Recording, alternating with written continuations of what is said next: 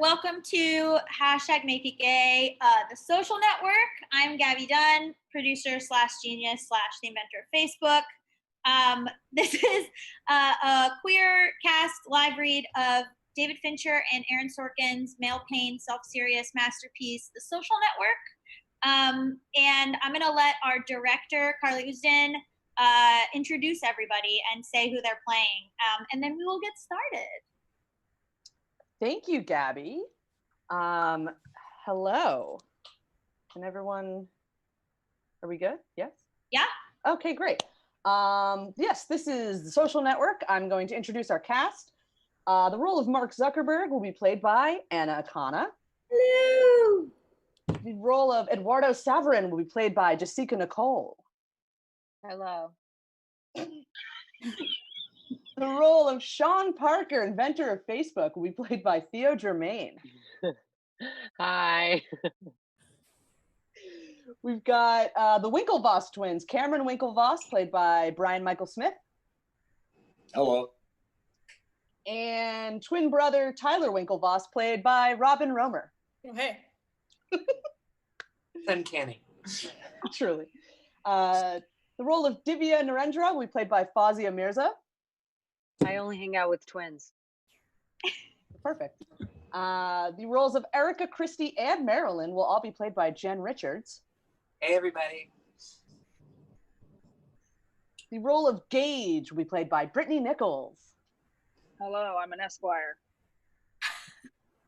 Brittani Nichols, Esquire. The role of Gretchen will be played by Symphony Sanders. I object. I like that. The role of Cy will be played by Mal Blum. Yeah, we're gonna settle. The role of Amy will be played by Drew Gregory. Hi.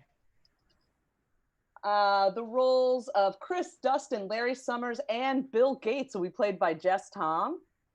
What's up? I killed Chris. He's dead now. It's just Dustin. And then all other roles will be played by Keely Weiss. I will be wearing a lot of hats tonight, literally. Love to see it. All right, without any further ado, let's begin. Social Network. Did you know there are more people with genius IQs living in China than there are people of any kind living in the United States? That can't possibly be true. It is. What would account for that? Well, first, an awful lot of people live in China, but here's my question. How do you distinguish yourself in a population of people who all got 1,600 on their SATs? I didn't know they took SATs in China. I don't. I was talking about China anymore. I was talking about me. You got 1,600? Yes. I could sing in an a cappella group, but I can't sing. Does that mean you actually got nothing wrong? I can row crew or invent a $25 PC. Or you can get into a final club. Or I can get into a final club. You know, from a woman's perspective, sometimes not singing in an a cappella group is a good thing. Serious. On the other hand, I do like guys who row crew. Well, I can't do that. I was kidding. Yeah, got nothing wrong on the test. Have you even tried? I'm trying right now. To row crew? Get into a final club. To row crew? No, are you like, whatever, delusional? Maybe, but sometimes you say two things at once, and I'm not sure which one I'm supposed to be aiming at. But you've seen guys who row crew, right? No. Okay, well, they're bigger than me. They're world-class athletes. And a second ago, you said you like guys who row crew, so I assumed you had met one. I guess I meant I liked the idea of it, the way a girl likes cowboys. Okay. Should we get something to eat? Did you just talk about something else? No, it's just since the beginning of the conversation about Finals Club, I think I might have missed a birthday. There are really more people in China with genius IQs than the entire population of... Most diverse. The Fly Club, Roosevelt, Punch the Pork. Which one? Porcelian, the pork. It's the best of the best. Which Roosevelt? Theodore. Is it true they send a bus around to pick up girls who want to party with, the next Fed chairman? You can see why it's so important to get in. Okay, well, which is the easiest to get into? Why would you ask me that? I'm just asking. None of them, that's the point. My friend Eduardo made $300,000 betting oil futures one summer, and Eduardo won't come close to getting in. The ability to make money doesn't impress anybody around here. It must be nice. He made $300,000 in a summer. Like meteorology. You just said it was oil futures. You can read the weather, you can predict the price of heating oil. I think you asked me that because you think the final club that's easiest to get into is the one where all have the best chance. I asked, wait, what? You asked me which one was easiest to get into because you think that that's the one where all have the best chance. The one that's the easiest to get into would be the one where anybody has the best chance. You didn't ask me which one was the best one. You asked me which one was the easiest one. You know what? I was honestly just asking, okay? I was just asking to ask, Mark. I'm not speaking in code. You're obsessed with finals clubs, okay? You have finals clubs, OCD, and you need to see someone about it who will prescribe you some sort of medication. You don't care if the side effects may include blindness. Final clubs, not finals clubs. And there's a difference between being obsessed and being motivated. Yes, there is. That was cryptic. So you do speak in code. I didn't mean to be cryptic. I'm saying I need to do something substantial in order to get the attention of the clubs. Why? Because they're exclusive and fun, and they lead a better life. Teddy Roosevelt didn't get elected president because he was a member of the Phoenix Club. Member of the Porcelain Club, and yes, he did. Okay, well, why don't you just concentrate on being the best you can be? Did you really just say that? I was kidding. Although, just because something's trite doesn't make it any less... I try to be straightforward with you and tell you that I think you might want to be a little bit more supportive. If I get in, I'll be taking you to the events and the gatherings, and you'll be meeting a lot of people you wouldn't normally get to meet. Oh, you would do that for me. We're dating. Okay, well, I want to try and be straightforward with you and let you know we're not anymore. What do you mean? We're not dating anymore. I'm sorry. This a joke? No, it's not. Breaking up with me? You're going to introduce me to people I wouldn't normally have the chance to meet? What is that supposed to mean? So just settle down. What is that supposed to mean? The reason we're able to sit here and drink right now is because you used to sleep with the door guy. The door guy. His name is Bobby, and I did not sleep with the door guy. The door guy is a friend of mine, and he's a perfectly good class of people. And what the fuck part of Long Island do you come from? Wimbledon? I'm not... Yeah, I'm going back to my dorm. Wait, is this real? Yes. Okay, then wait, I apologize, okay? I have to go study. Yeah. I'm sorry, I didn't mean it. I appreciate that, but I have to study. You don't have to study. You don't have to study. Let's just talk. I can't. Why? Because it's exhausting. Dating you is like dating a Stairmaster. All I meant is that you're not likely to, I wasn't making a comment on your parents. I was just saying, you go to be you. I was stating a fact, that's all. And if it seemed rude, then of course, I apologize. Okay, I have to go study. You don't have to study. Why do you keep saying I don't have to study? Because you go to be you. Do you want to get some food? You know, I'm sorry that you're not sufficiently impressed with my education. I'm sorry I don't have a rowboat, so we're even. Yeah, you know what? I think we should just be friends. I don't want to be friends. I was being polite. I have no intention of being friends with you. I'm under some pressure right now with my OS class, and if we could just order food, I think that we should just move forward. Look, Mark, you are probably going to be a very successful computer person someday, but you're going to go through life thinking that girls don't like you because you're a nerd. And I want you to know from the bottom of my heart that that won't be true. It'll be because you're an asshole. Erica walks off as Mark busts out of the bar into the population of Harvard Square.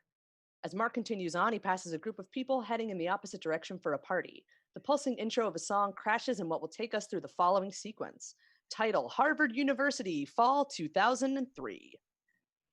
Interior Kirkland House. As the music continues and Mark busts into the lobby of his dorm, he doesn't look at anyone as he heads up the stairs, and we cut to his dorm room, a bedroom that's part of a 3-bedroom suite.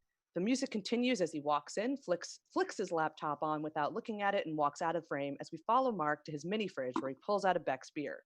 His fingers dance easily on the keyboard like a Juilliard pianist warming up. The website he's just called up gets loaded onto the screen, zuckonit.com. This is the only place he's comfortable. 8:13 p.m. he begins blogging.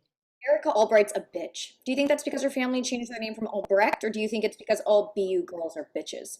For the record, she may look like a 34C, but she's getting all kinds of help from our friends at Victoria's Secret. She's a 34B, as in barely anything there. False advertising.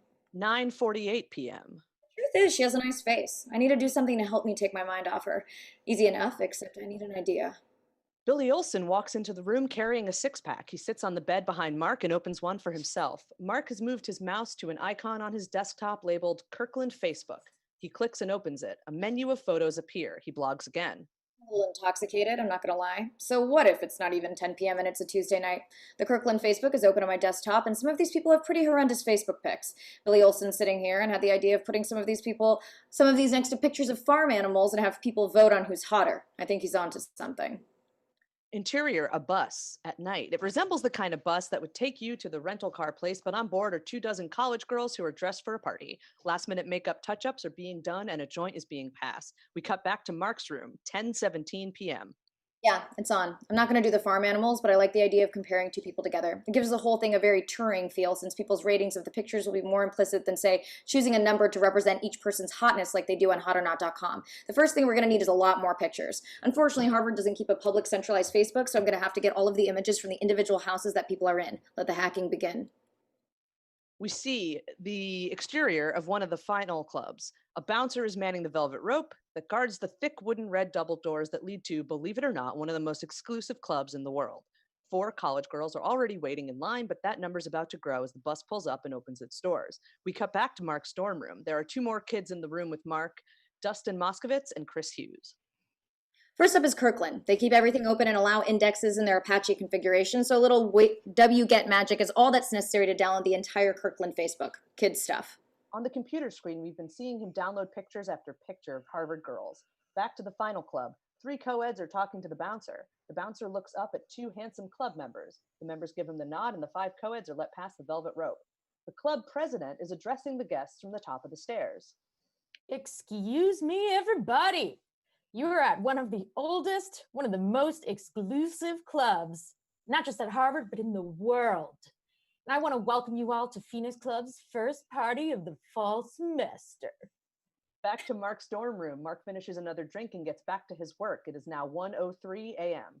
Next is Elliot. They're also open, but with no indexes on Apache. I can run an empty search, and it returns all of the images in the database in a single page. Then I can save the page, and Mozilla will save all the images for me. Excellent. Moving right along. Flying by at super speed on Mark's computer screen have been commands and images that the rest of us can't possibly understand. Back to the final club, we see a shot of a uniformed female bartender making a couple of drinks with top shelf bottles, a DJ working the highest end equipment, and 20-year-old guys, some of whom look 15, in blazers, khakis, and club ties. Back to Mark's dorm room. Lowell has some security. They require a username password combo, and I'm going to have to go ahead and say they don't have access to main FAS user database, so they have no way of detecting an intrusion. Interior final club, it's on. Body shots, a couple making out in the corner. A matchbox gets slid open by perfectly manicured fingers that take out a few white pills. 2 girls are dancing with each other and move into a kiss. Mark's voiceovers are starting to overlap and cascade into each other. Adams has no security but limits the number of results to 20 a page. All I need to do is break out the same script I used on Lowell and we're set. Quincy has no online Facebook. What a sham. Nothing I can do about that. In Mark's dorm room, instructions and images fly across his screen. Spencer's intense. Not only is there no public directory, but there's no Leverett is a little better. It's only slightly obnoxious that they only let you view 1 picture at a time. I'm not about to. Definitely necessary to break out with the Emacs and modify that Perl script with. 2:08 a.m. Eduardo Saverin rushes up the stairs and enters Mark's dorm room. Done. What's going on? Perfect timing. Eduardo's here and he's going to have the key ingredient. Mark, Eduardo, you and Erica split up? how did you know that? It's on your blog. Oh, yeah. Are you all right? I need you. I'm here for you. No, I need the algorithm you use to rank chess players. Are you okay? We're ranking girls. You mean other students? Yeah. But you think this is such a good idea? The algorithm. Mark. The algorithm. Later, Eduardo is writing an equation with a grease marker on the window. Girl A, EA equals stuff over stuff. And girl B equals stuff over stuff.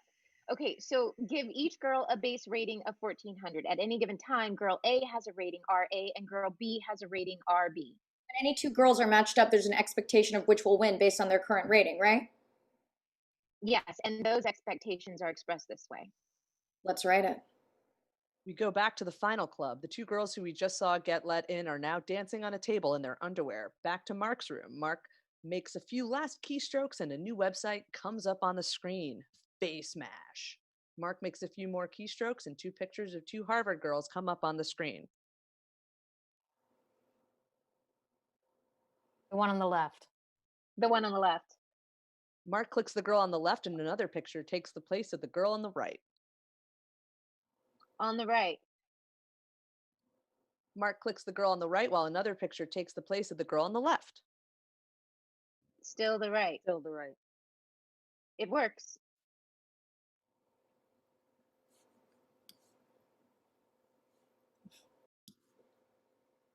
Who should we send it to first? Dwyer. Neil. Well, who are you going to send it to? Mark's made the link to email and hits send. Just a couple of people. The question is, who are they going to send it to? Back to the final club, we move to a room where there's a co-ed poker game underway with the girls smoking cigars. A bra and a couple of pairs of stockings are out on the table. As we move through the poker room, we see a computer behind one of the players. The computer is indicating that there's an email. A player turns around and opens the email as the poker game and the party go on behind him. He hits a link and face mash opens. He looks at it and then... Check this out. Another dorm room, two male students at a laptop. The one on the left. Another dorm room, three male students at a computer. On the right. An all-night diner, a bunch of students around a computer. The right. Final club, dozens of partiers are around a computer.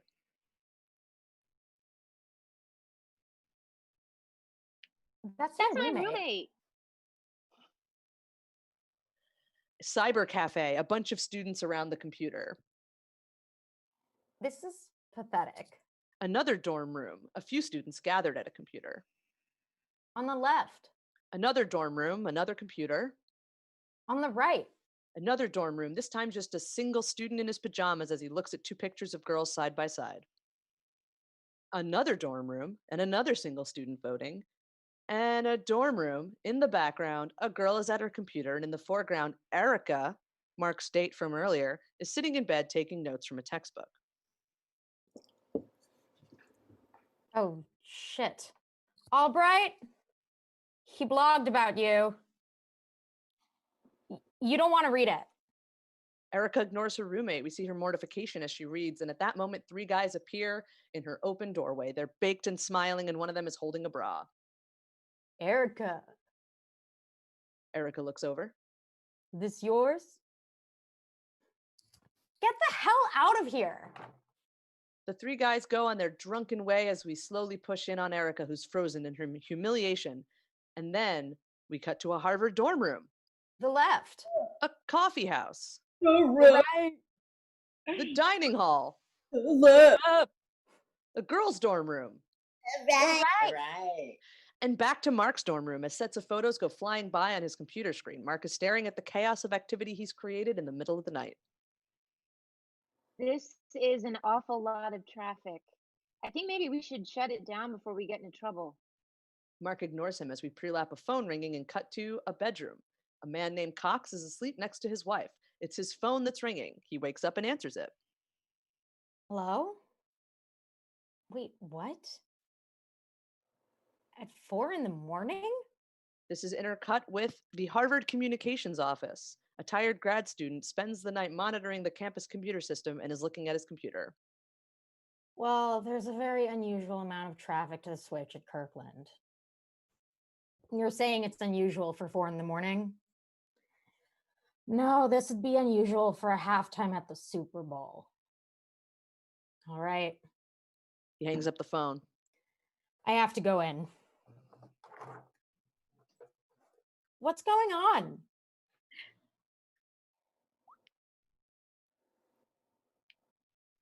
Harvard's network is about to crash. We cut to Mark's dorm room. Pictures are flying by on his computer when suddenly they freeze. Then an icon comes up telling him he's no longer connected to the internet. Everyone is frozen silent for a moment. You don't think? I do. Well, go see if it's everybody. Dustin, Chris, and Eduardo head out of the room. Mark waits as the guys start coming back. Jess is muted. Can't connect. The network's down. Well, unless it's a coincidence, I think that this is us. Not a coincidence. Holy shit. Interior deposition room. It's 3 years later, and Mark is sitting with his lawyers at a large conference table. Mark is wearing a hoodie, sweatpants, and Adidas flip-flops, a personal uniform that we'll come to understand. We really won't. And while it may take us a while to notice it, Mark's a different person in these flash-forward scenes. Still tortured and still complicated, but comfortable now with his own power. His lawyer is Cy, who's accompanied by some junior associates. On the other side are Eduardo and his lawyer, Gretchen, also accompanied by some associates. A stenographer is typing the record. The room is glass on two sides, and through the windows we can see the behemoths of Silicon Valley, Oracle, Sun Microsystems, Google, etc.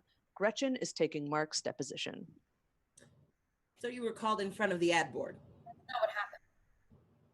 You weren't called in front of the administrative board? That's back at the bar with Erica Albright. Is that all that? Mark, I wouldn't. That I said that stuff to her?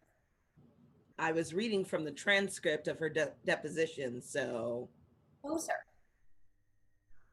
That's really for us to decide. I know she can make me look like a jerk. I'll be more likely to Mark, why don't we stretch our legs for a minute? Can we do that? It's been almost 3 hours, and frankly, you did spend an awful lot of time embarrassing Mr. Zuckerberg with the girl's testimony from the bar. I'm not embarrassed. She just made a lot of that up. She was under oath. And I guess that would be the first time somebody's lied under oath.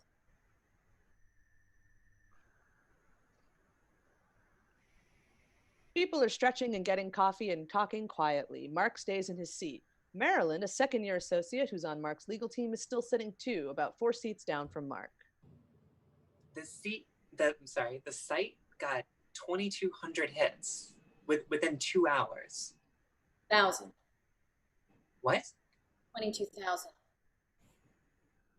Wow.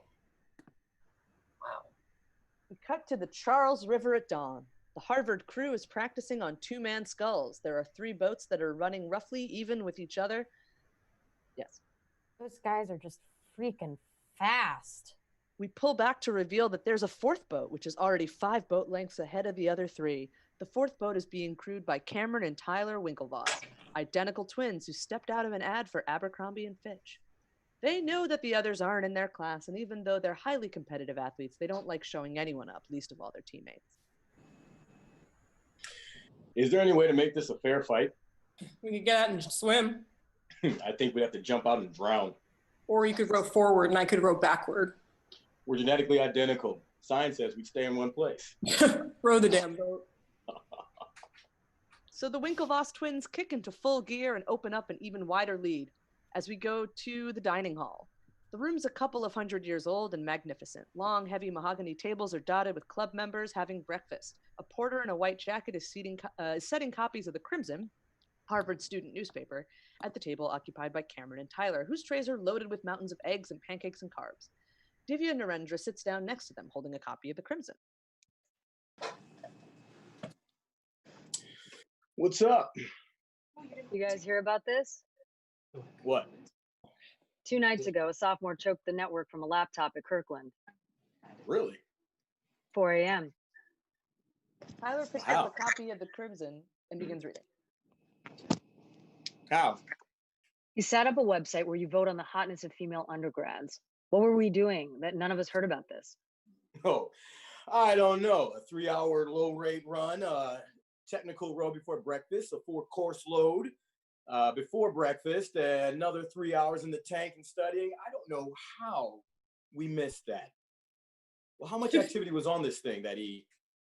22,000 page requests. Wait, 22,000? Cam, this guy hacked into Facebook's of 7 houses. He set up a whole website in one night and he did it while he was drunk. 22,000. Yeah. Wait, how do you know he was drunk? He was blogging simultaneously. You know what I think? I'm way ahead of you. This is our guy. We go to a second deposition room. It's Mark and the lawyers again, but this time on the other side of the table are Tyler, Cameron, Divya, and their lawyer, Gage. That's Cameron Winklevoss, Winklevos. Cameron spelled the regular way. Tyler Winklevoss. Tyler spelled the usual way. My last name is the same as my brother's. We go to an administrative hearing room. Mark stands before a panel of admins as well as Cox, a system manager who is woken up in the opening sequence. Mr. Zuckerberg, this is an administrative board hearing. You're being accused of intentionally breaching security, violating copyrights, violating individual privacy by creating the website www.facemash.com. You're also charged with being in violation of university policy on distribution of digitized images. Before we begin with our questioning, you are allowed to make a statement. Would you like to do so? I've already apologized in the Crimson to the ABHW, to Fuerza Latina, and to any women at Harvard who might have been insulted, as I take it that they were. As for any charges stemming from the breach of security, I believe I deserve some recognition from this board. I'm sorry? Yes. I don't understand. Which part? You deserve recognition? I believe I pointed out some serious gaping holes in. Excuse me, may I? Yes. Mr. Zuckerberg, I'm in charge of security for all computers on the Harvard network, and I can assure you of its sophistication. In fact, it was that level of sophistication that led us to you in less than 4 hours. 4 hours? Yes, sir. That would be impressive, except if you'd known what you were looking for, you would have seen it written on my dorm room window. We go to a corridor. As the heavy wooden door from the hearing slams shut behind Mark, Eduardo is waiting for him. So? 6 months academic probation. They walk out onto the quad. Wow. They had to make an example out of you. You did my blog. I shouldn't have written that thing about the farm animals. That was stupid. I was kidding, for God's sakes. Doesn't anybody have a sense of humor? Hey, I tried to stop you. No. How do you do this thing where you manage to get all girls to hate us? Why did I let you? You can't do that. Eduardo, I said I know. We cut to a lecture hall. Mark is in his operating systems class. This is considered the hardest class at Harvard, and Mark is one of the 50 students with their laptops open as the professor takes them through an impossibly difficult lesson. Okay, let's look at a sample problem. Suppose we're given a computer with a 16-bit virtual address and a page size of 256 bytes. A girl scribbles something on a piece of paper, then hands it to the student next to her and nods that it should be passed over to Mark. The system uses one-level page tables that start at address 0x0400. Maybe you want to have DMA on your 16-bit system, who knows? The first few pages are reserved for hardware flags, etc. Mark opens the note. It reads, "You dick." He looks over and sees a couple of girls looking at him with contempt. Assume page table entries have 8 status bits. Mark closes his laptop, gets up, and starts to head out of the hall. The 8 status bits would be, and I see we have our first surrender. Don't worry, Mr. Zuckerberg. Brighter men than you have tried and failed at this class. 1 valid bit, 1 modified bit, 1 reference bit, and 5 permission bits. That is correct. Does everybody see how we got there? Mark walks out of the lecture hall and heads onto the quad where Cameron and Tyler have been waiting. Mark, are you Mark Zuckerberg? Yeah. Cameron Winklevoss. Hi. Tyler Winklevoss. You guys related? That's good. That's funny. We've never heard that before. What can I do for you? Did I insult your girlfriends? No, you didn't insult our girl. Actually, I don't know. Yeah, we never asked. We should do that. No, we have an idea we want to talk to you about. Do you have a minute? You guys look like you spent some time at the gym. Yeah, we have to. Why? We wrote crew. Yeah, I've got a minute. Great. We go to the exterior of the Porcelain Club as Mark is escorted by Cameron and Tyler toward the building. You ever been inside the Porcelain? No. You understand we can't take you past the bike room because you're not a member. Yeah, I've heard. Inside the Porcelain Club, the most exclusive of all the final clubs, Divya is sitting in the main living room with the textbook open as the heavy wooden door opens and the three of them come into the bike room. Would you like a sandwich or something? Okay. Mark, right? Yeah. This is Divya, Narendra, our partner. We were really impressed with Face Mash, and then we checked you out, and you also build Course Match. I don't know Course Match. You go online and see what courses your friends are taking. Really smart, man. Mark? Yeah? We were talking about Course Match. Yeah, it was kind of a no-brainer. Cameron comes back in with a sandwich wrapped in cellophane. Mark opens it on his lap and eats it uncomfortably. You invented something in high school, right? An app for an MP3 player that recognizes your taste in music. Anybody try to buy it? Microsoft. Huh. How much? I didn't sell it. I uploaded it for free. For free? Yeah. Why? Mark gives a short shrug that says both I don't know and fuck you at the same time. Okay. Well, look, we have something we've been working on for a while. We think it's great. It's called Harvard Connection. And you create your own page, interests, bio, friends, pics. And then people go online, see your bio, and request to be your How's it different from MySpace or Friendster? harvard.edu. Harvard.edu, the most prestigious email address in the country. And the whole site's kind of based on the idea that girls, well, Okay, not to put anything indelicately. Girls want to get with guys who go to Harvard. Okay, well, Divya and my brother don't have trouble putting things indelicately. the difference between what we're talking about in MySpace or Friendster and any of those social networking sites. Exclusivity, right? Right. Yes. We'd love for you to work with us, Mark. I mean, we need a gifted programmer who's creative. We know you've been taking it in the shins. The women's groups are ready to declare a fatwa, and this could help rehabilitate your image. Wow, you'd do that for me? We'd like to work with you.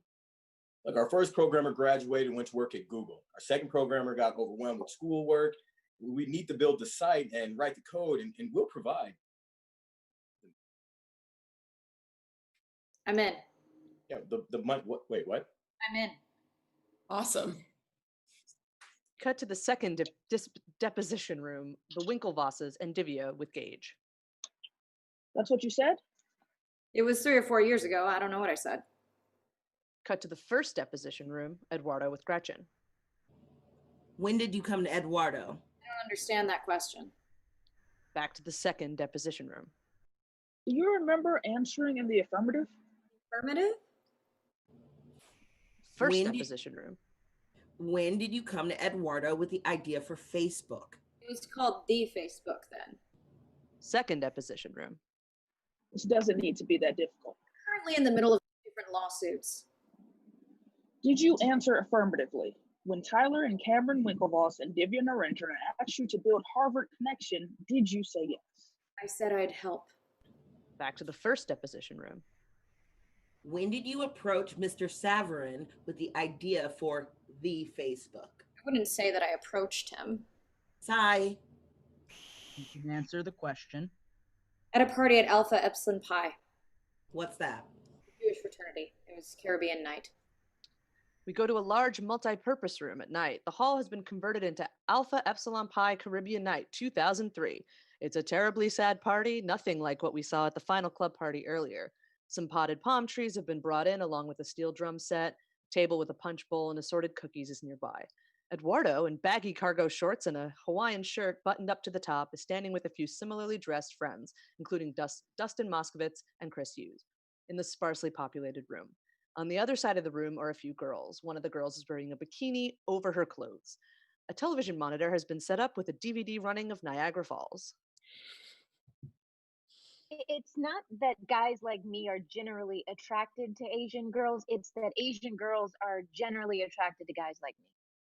I'm developing an algorithm to define the attraction between Asian girls and Jewish guys. I don't think it's that complicated. They're hot, they're smart, they're not Jewish, and they can't dance. Oh, Mark's here. They see Mark come in and look around. Eduardo waves him over. Mark! Mark sees Eduardo and waves him over to where he is. He wants to talk privately. Hey, I'll be right back. Eduardo joins Mark in the back of the room. I think I've come up with something. Hang on. I gotta tell you something that you are not going to believe. What? I got punched by the Phoenix. Are you kidding? No.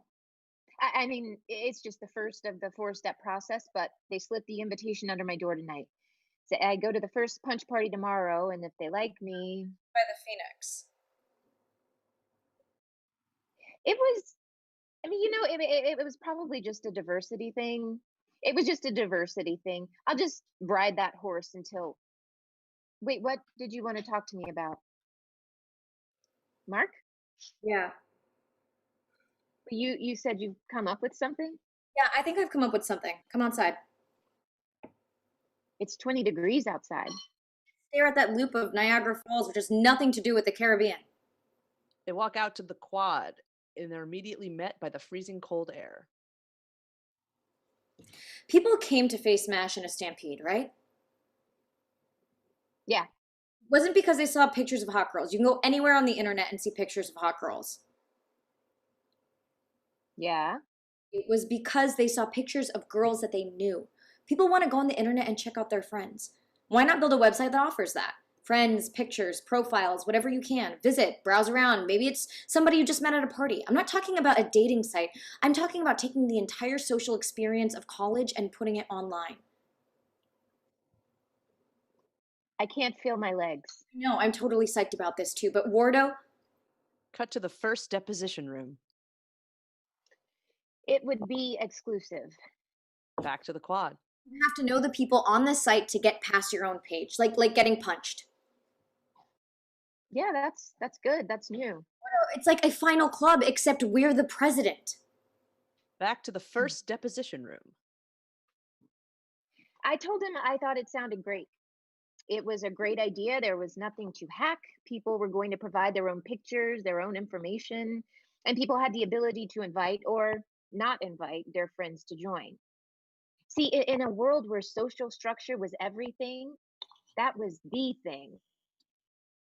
It was a big project, and he was going to have to write tens of thousands of lines of code, so I wondered why he was coming to me and not his roommates. Dustin Moskovitz and Chris Hughes, they were programmers. Cut to the quad. We're gonna need a little startup cash to rent the servers and get it online. Back to the deposition room. That was why. Did he offer terms? We'll split it 70-30. 70 for me, 30 for you for putting up the $1,000 and handling for everything on the business end. You're CFO. Back to the first deposition room. And you said? I said, let's do it. Okay. So did he add anything else? Yes. Back to the quad. Probably was a diversity thing, but so what? Back to the deposition room. Why do you think he said that? Gretchen, excuse me for interrupting, but whose discovery is this? Ty, if you'll let me continue with my line of questioning. What are you suggesting? You're suggesting I was jealous of Eduardo for getting punched by the Phoenix and began a plan to screw him out of a company that I hadn't even invented yet. Were you? Gretchen! Jealous of Eduardo? Stop typing, we're off the record. I know you've done your homework, and so you know that money isn't a big part of my life, but at the moment I could buy Mount Auburn Street, take the Phoenix Club, and turn it into my ping pong room. Back to the quad. I'll let you know how the party is. We stay on Mark for a moment longer, his wheels turning as Eduardo walks back to the party. We go to the second deposition room. Eduardo's in different clothes and being questioned by Gage. We recognize that you're a plaintiff in one suit involving Facebook and a witness in another. Yes, sir. At any time in the weeks prior to Mark's telling you his idea, did he mention Tyler Winklevoss, Cameron Winklevoss, Divya Narendra, or Harvard connection? Yes. He said they'd asked him to work on their site, but that he looked at what they had and decided it wasn't worth his time. He said even his most pathetic friends knew more about getting people interested in a website than these guys. These guys being my clients? Yes. He resented Mark. Mark resented that your clients thought that he needed to rehabilitate his image after Face Smash, but Mark didn't want to rehabilitate anything. With Face Smash, he'd hacked into the Harvard computers. He'd thumbed his nose at the ad board. He'd gotten a lot of notoriety. Face Smash did exactly what he wanted it to do. Mark kind of nods a little to himself. It should be noted that these depositions have an extra element of discomfort as everything is being said within a few feet of the people being talked about. Were you aware that while Mr. Zuckerberg was building the Facebook, he was also communicating with the plaintiffs? Not at the time, I wasn't, but I mean, it really didn't have much to do with the Winklevosses dating. You weren't there. Sorry. Were you aware that while Mr. Zuckerberg was building the Facebook, he was leading the plaintiffs to believe he was building Harvard Connection? You're offering a conclusion not found in the evidence? We're about to find it in evidence. We cut to Mark's dorm room at night. 2 printouts of web pages are taped to a whiteboard, Friendster and MySpace. Under the 2 pages, Mark draws a 3rd page and titles it New Co. Back to the second deposition room. From Mark Zuckerberg to Tyler Winklevoss, November 30th, 2003. I read over all the stuff you sent me re Harvard Connection, and it seems like it shouldn't take too long to implement, so we can talk about it after I get all the basic functionality up tomorrow night. We go to Mark's dorm room. The whiteboard is filled with diagrams now. Login page, profile page, create account. We move over to see Mark at his computer. He hits a few keys and the diagram on the whiteboard comes to life on his computer as we cut back to the second deposition room. From Mark Zuckerberg to Cameron Winklevoss, December 1st, 2003. Sorry I was unreachable tonight. I just got about 3 of your missed calls. I was working on a problem set for my systems class. Cameron and Tyler are looking blankly at Mark, who's giving them a casual, I'm not scared of you look, and we cut to the Phoenix house one night. Eduardo and other prospective new members, all wearing tuxedos, are lined up in 4 rows. The boy at the front of each row has a bottle of Jack Daniels and drinks as long as they can before passing the bottle, relay style, to the boy in the back of him as a few seniors look on. Eduardo gets handed the bottle and starts in as we cut to a classroom. It's an art history class, and we have run past the rows of students as we see they all have the same painting up on their laptops as the professor gives his lecture. When we get to Mark's laptop, we see that he's writing code. We jump back to the second deposition room. From Mark Zuckerberg to Cameron and Tyler Winklevoss, December 10th, 2003. This week has been pretty busy thus far with classes and work, so I think it's probably best to postpone the meeting. We go to Cameron and Tyler's dorm room one night. Cameron, Tyler, and Divya are reading the email. I'm also really busy tomorrow. Anybody else feel like there's something up with this guy? Tell him okay, but we gotta make sure that we meet up before we go off a break. Cut to Eduardo's dorm room at night. Eduardo's at his desk on the phone when an envelope that says Phoenix is slipped under his door. He turns and looks to see it. We cut to Mark's dorm room. Every available wall space is covered with a diagram or a printout. Eduardo comes in with the envelope. Mark. I need a dedicated Linux box running Apache with an MySQL backend. It's going to cost a little more money. How much more? 200 more. Do we need it? Gotta handle the traffic. Do it. I already did. Hey, guess what? I made the second cut. Good job. You should be proud of that right there. Don't worry if you don't make it any further. I'll get out of here. We go to the second deposition room. From Mark Zuckerberg to Tyler and Cameron Winklevoss and Divya Narendra, December 15th, 2003. I have a CS problem set that I'm just getting started with, and it should be about 15 hours of coding, so I'll be busy tomorrow night. We go to the dining hall. I won't really be free to meet until next Wednesday afternoon. Cameron and Tyler give each other a look. Is this guy flaking out? We go back to the second deposition room. Have to cancel Wednesday afternoon. I've basically been in the lab this whole time, and also, Cut to a hamburger joint. Divya is reading off his BlackBerry to Tyler and Cameron. Won't be able to do Saturday as I have to meet up with my parents to. We cut to Harvard Yard one night. It's snowing and cold as hell. Eduardo's now with a smaller group of prospective members, most of whom are in their underwear, with a couple of them wearing pants. They're all blue and shivering. They've gathered around a statue of John Harvard as a senior announces. As the plaque reads, this is John Harvard, founder of Harvard University in 1638. It's also called the Statue of Three Lies. What are the three lies, Mr. Dowd? Mr. Dowd! The three lies. The first. Shit. Take your pants off! I know. Mr. Saverin. 1, Harvard was founded in 1636, not 1638. 2, Harvard wasn't founded by John Harvard. And 3, that's not John Harvard. Who is it? A friend of the sculptor, Daniel Chester. Keep your jacket on. And as another kid simply falls to his hands and knees and throws up, we go back to the second deposition room. 39 days after Mr. Zuckerberg's initial meeting with my clients, and he still hadn't completed work on Harvard Connection. But on January 11th, 2004. Cut to Mark's dorm room one day. A website called Network Solutions is up on the screen. He hits a couple of keys and waits intently. www.thefacebook.com. Domain name registered. Mr. Zuckerberg registered the domain name The Facebook via Network Solutions. Back to the second deposition room. To the best of your knowledge, had he even begun work on Harvard Connection? Not to my knowledge, no. We cut to the Porcellian at night. Cameron's looking at his email. What in the world is this? Hey, Cameron, I'm a little skeptical that we have enough functionality in the site to really draw the attention and gain critical mass necessary to get a site like this to run. We'll speak soon. Cut to the second deposition room. This is the first time he mentioned any problem?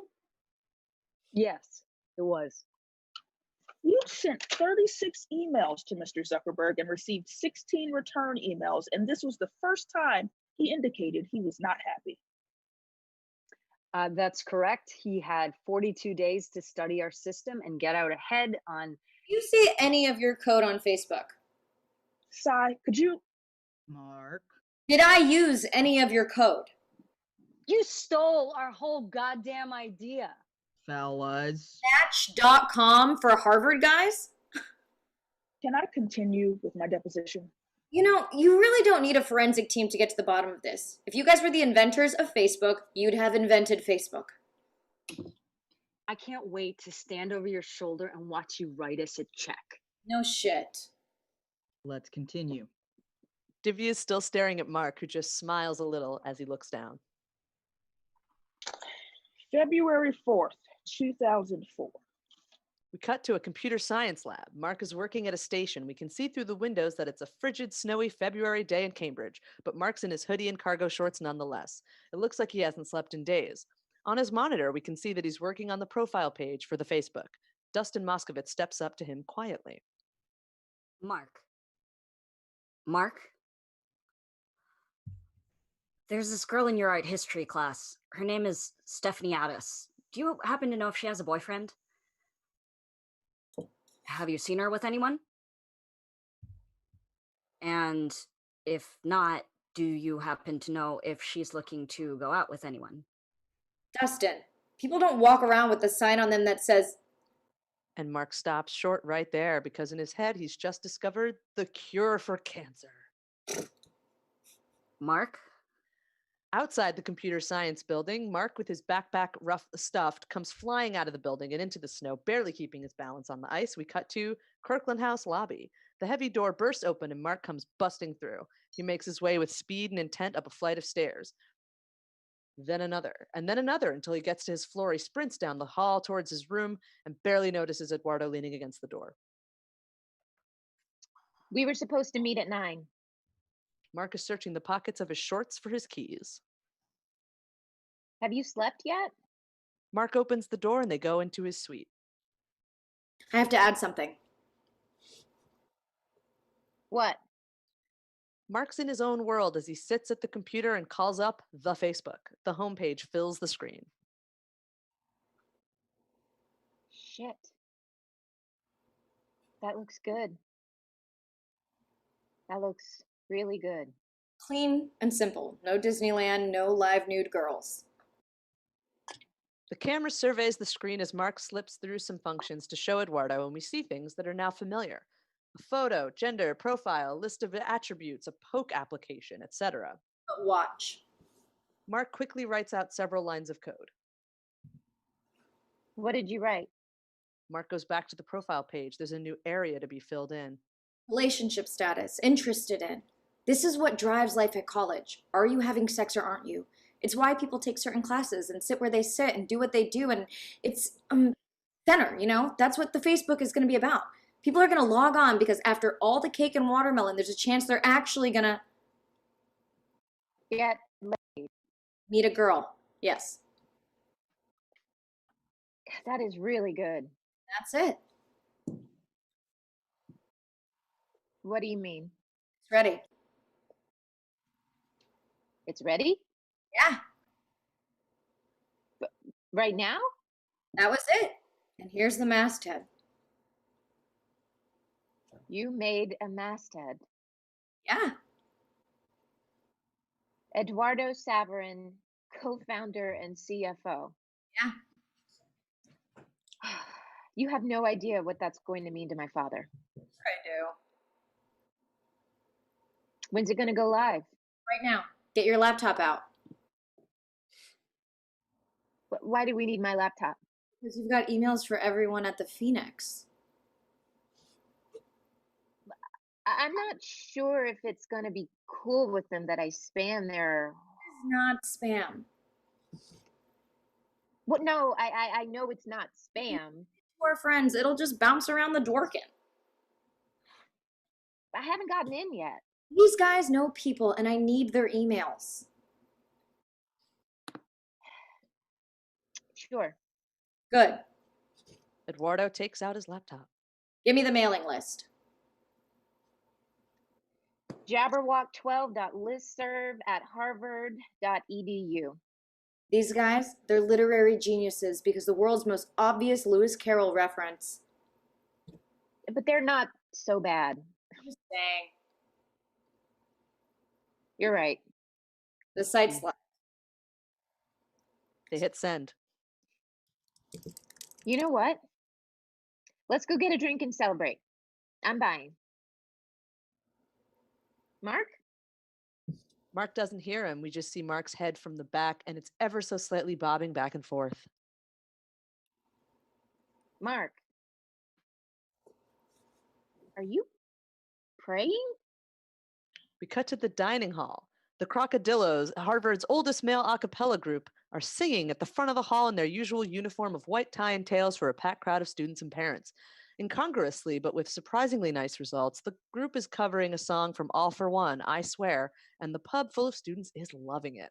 We find a table in the back where Divya is sitting with his girlfriend and some of their friends who are having a nice time. His girlfriend, Casey, has her laptop open. Whatever happened to Cole Porter and Irving Berlin? It's a Valentine's theme. They're playing love songs. Good point, because Cole Porter and Irving Berlin never wrote any love songs. Honey, you should put the laptop away.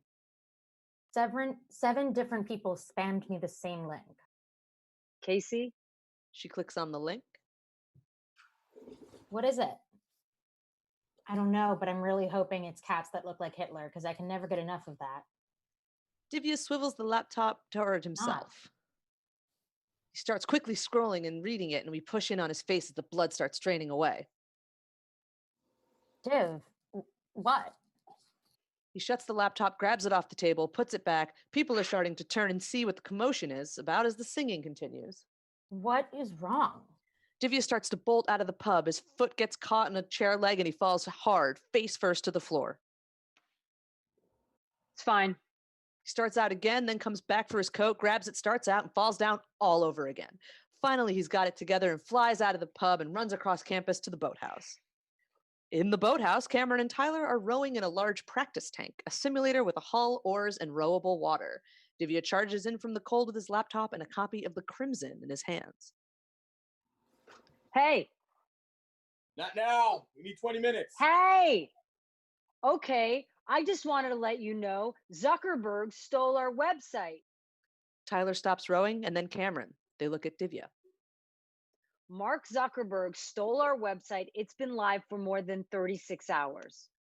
We cut to Cameron in Tyler's dorm room later that night. They're in gear.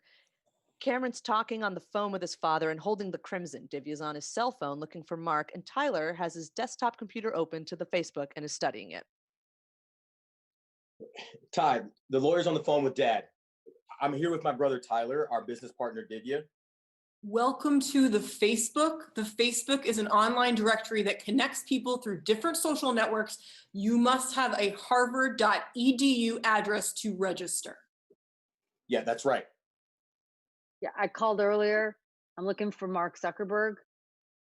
Yes, sir. He's quoted a couple times. I can read it to you. Everyone's been talking a lot about the universal Facebook within Harvard. He says, he meaning Mark, I think it's kind of silly that it would take the university a couple of years to get around to it. I can do a classier job than they could, and I did it in a week.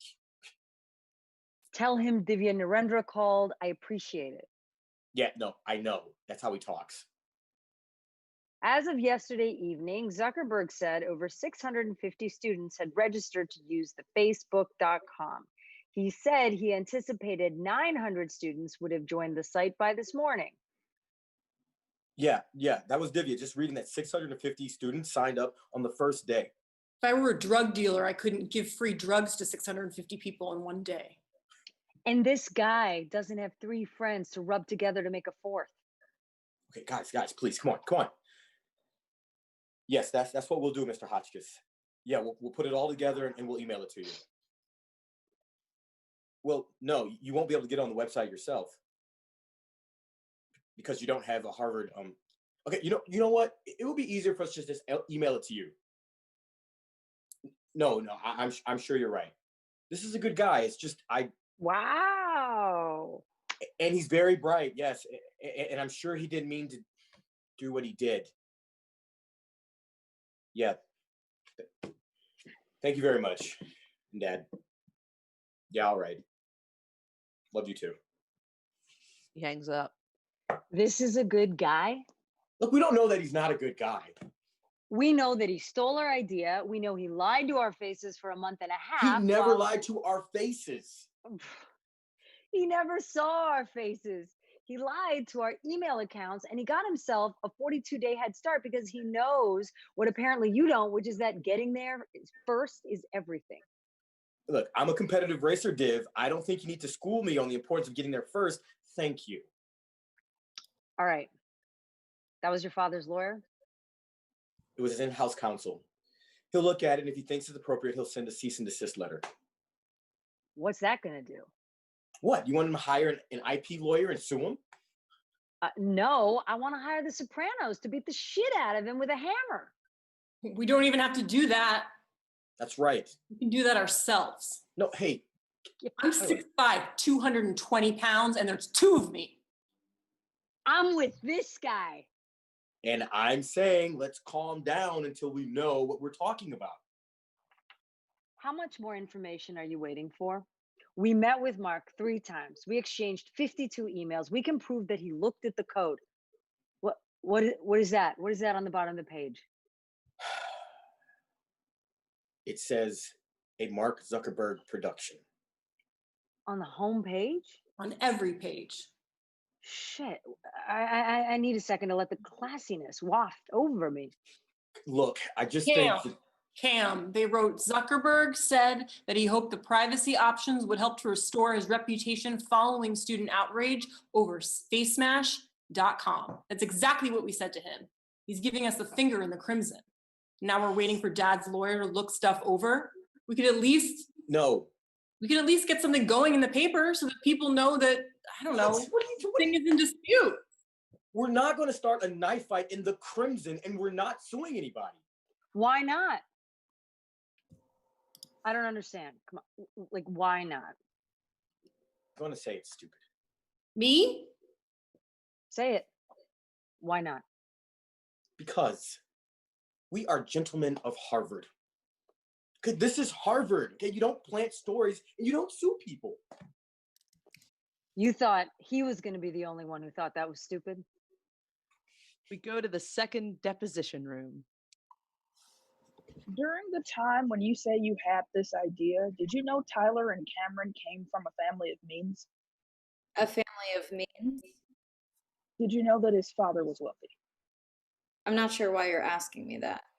It's not important that you be sure why I'm asking you. It's not important to you. Sigh. Did you know that they came from money? I had no idea whether or not they came from money. In one of your emails to Mr. Narendra, you reference Howard Winklevoss's consulting firm. If you say so. Howard Winklevoss founded a firm whose assets are in the hundreds of millions. Mm-hmm. You also knew that Cameron and Tyler were members of a Harvard final club called the Porcelain. They pointed that out. Excuse us for inviting you in. To the bike room. Please. So it's safe to say you were aware that my clients had money. Yes. Let me tell you why I'm asking. I'm wondering why, if you needed $1,000 for an internet venture, you didn't ask my clients for it. They demonstrated to you an interest in this kind of thing, so... I went to my friend for the money because that's who I wanted to be partners with. Eduardo was the president of the Harvard Investors Association, and he was my best friend. Your best friend is suing you for $600 million. I didn't know that. Tell me more. We cut to the first deposition room. Eduardo, what happened after the initial launch? I'm sorry. Sai, would you mind addressing him as Mr. Saverin? Gretchen, they're best friends. Not anymore. Oh, we already went through this on the... Never mind. Mr. Saverin, what happened after the initial... It exploded. Cut to the second deposition room. Everyone on campus was using it. Facebook me was a common expression after 2 weeks. And Mark? Mark was the biggest thing on campus that included 19 Nobel laureates, 15 Pulitzer Prize winners, 2 future Olympians, and a movie star. Ooh, who's the movie star? Does it matter? No. We cut to a snowy night as we enter a packed auditorium listening to a speaker.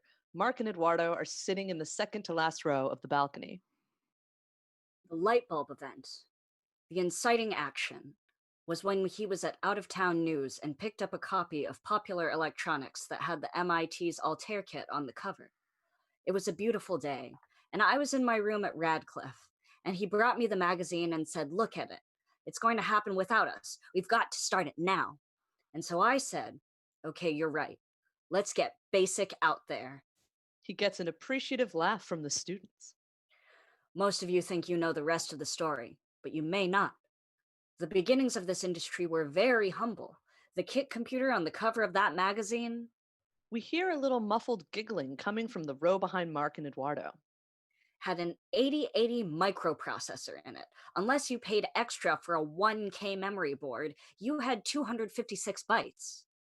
Eduardo hears the giggling again and turns around. In the row behind them, and a few seats over, are 2 students, Alice and Christy. They're a little overly made up for a lecture. Hey, your friend, is that Mark Zuckerberg? Yes. He made the Facebook.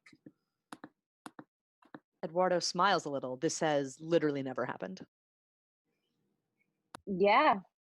I mean, it's both of ours, but yeah, yes. That's really cool. I'm Christy, and this is Alice.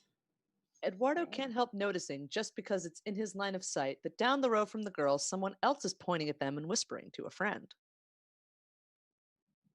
Very nice to meet you. Hey, Facebook me when you get home. Maybe we can, I'll go out and get a drink later? Certainly. Absolutely, I will do that. I will do that. Mhm. Eduardo turns back to the speaker, who Mark hasn't taken his eyes off of. There were a number of machines that came next. The TRS-80, the Apple II, Commodore PET. Later, as the crowd from the lecture spills out onto the snowy quad, Eduardo, always in his suit, is buttoning up his overcoat as he walks, and Mark zips up his hoodie. She said, Facebook me, and we can all go for a drink later, which is stunningly great for two reasons. One, she said Facebook me, right? And the other is, you know. They may want to have drinks later. Yes, yes. Have you ever heard so many different good things packed into one regular size sentence? Wow. A group of guys hustle up to Mark and Eduardo.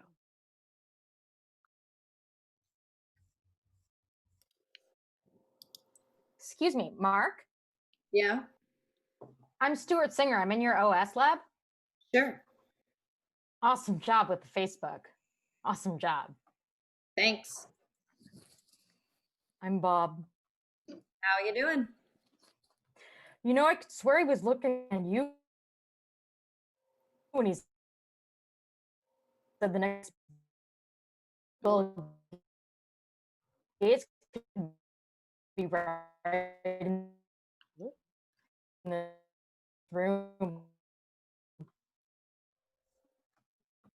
Keely, Sorry.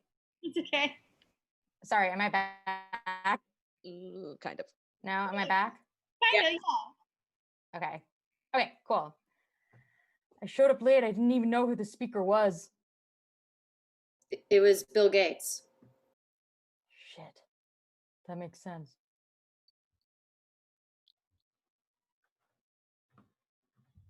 Oh, did you guys lose me again? No, we Okay. Sorry.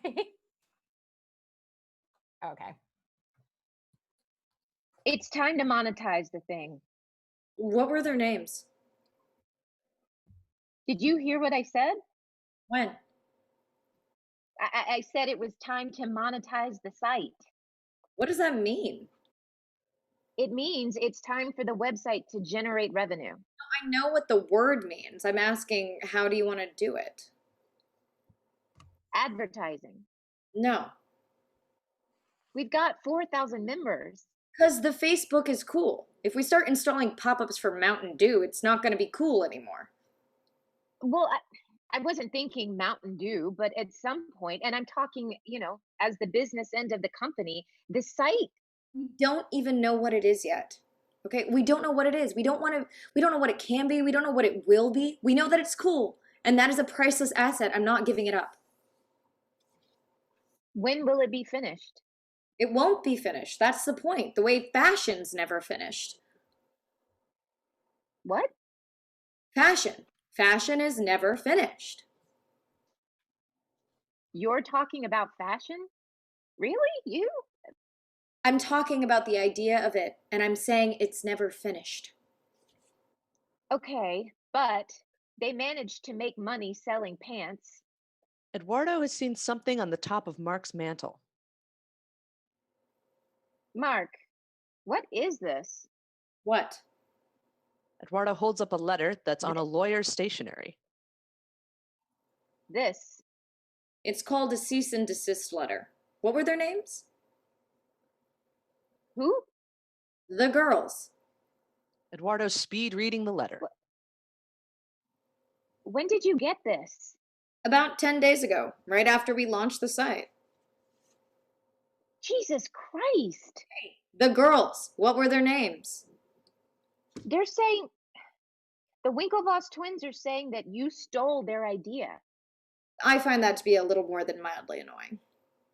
Well, they find it to be intellectual property theft. Why didn't you show this to me? It was addressed to me. They're saying we stole the Facebook from Divya, Narendra, and the Wink. I know what it says.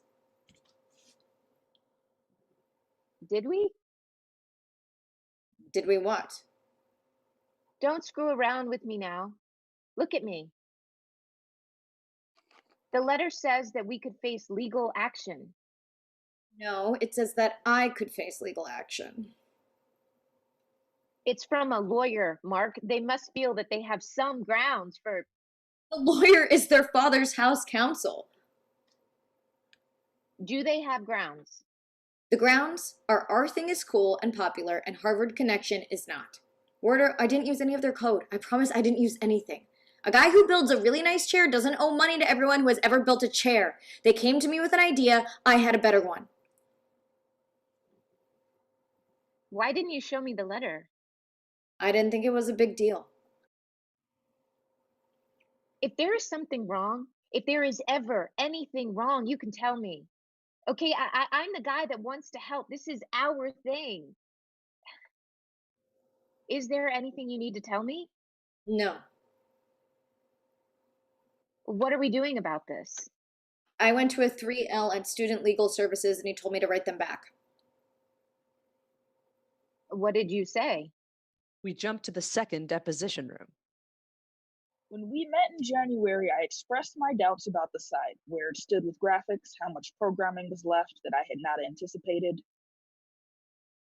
We jump to Mark's The dorm lack room. of The lack of hardware we had to deal with, site use, the lack of promotion that would go on to successfully launch the website. The second deposition room. This was the first time you raised any of those concerns, right? I've raised concerns before.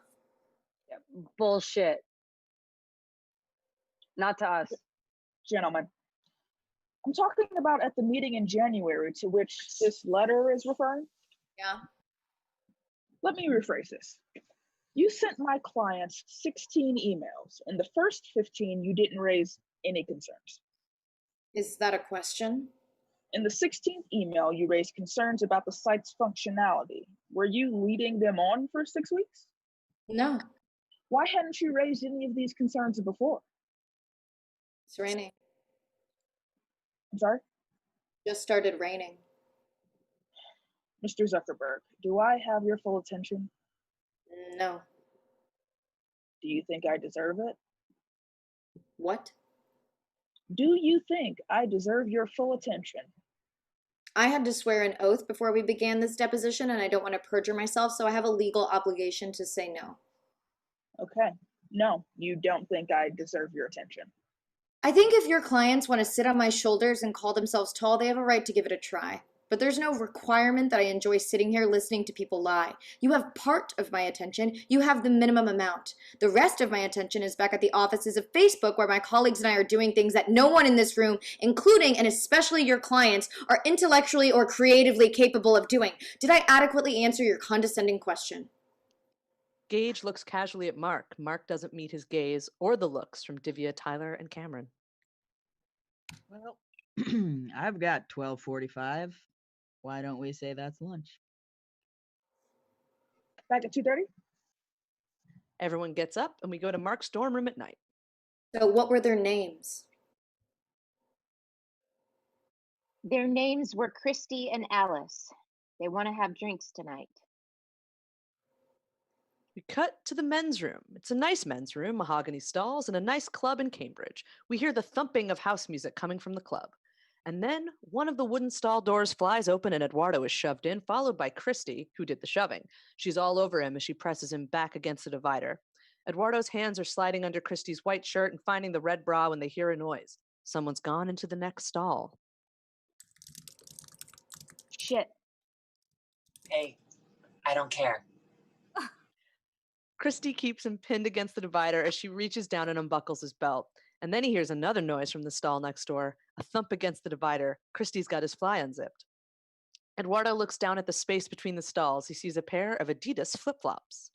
Then the sound of moaning. Before Eduardo has time to say anything, Christy pulls her shirt open, revealing the red bra, and puts her hand down his pants. As we cut to the club/men's room at night, later, Mark and Eduardo are standing guard outside the door. They're silent but very happy.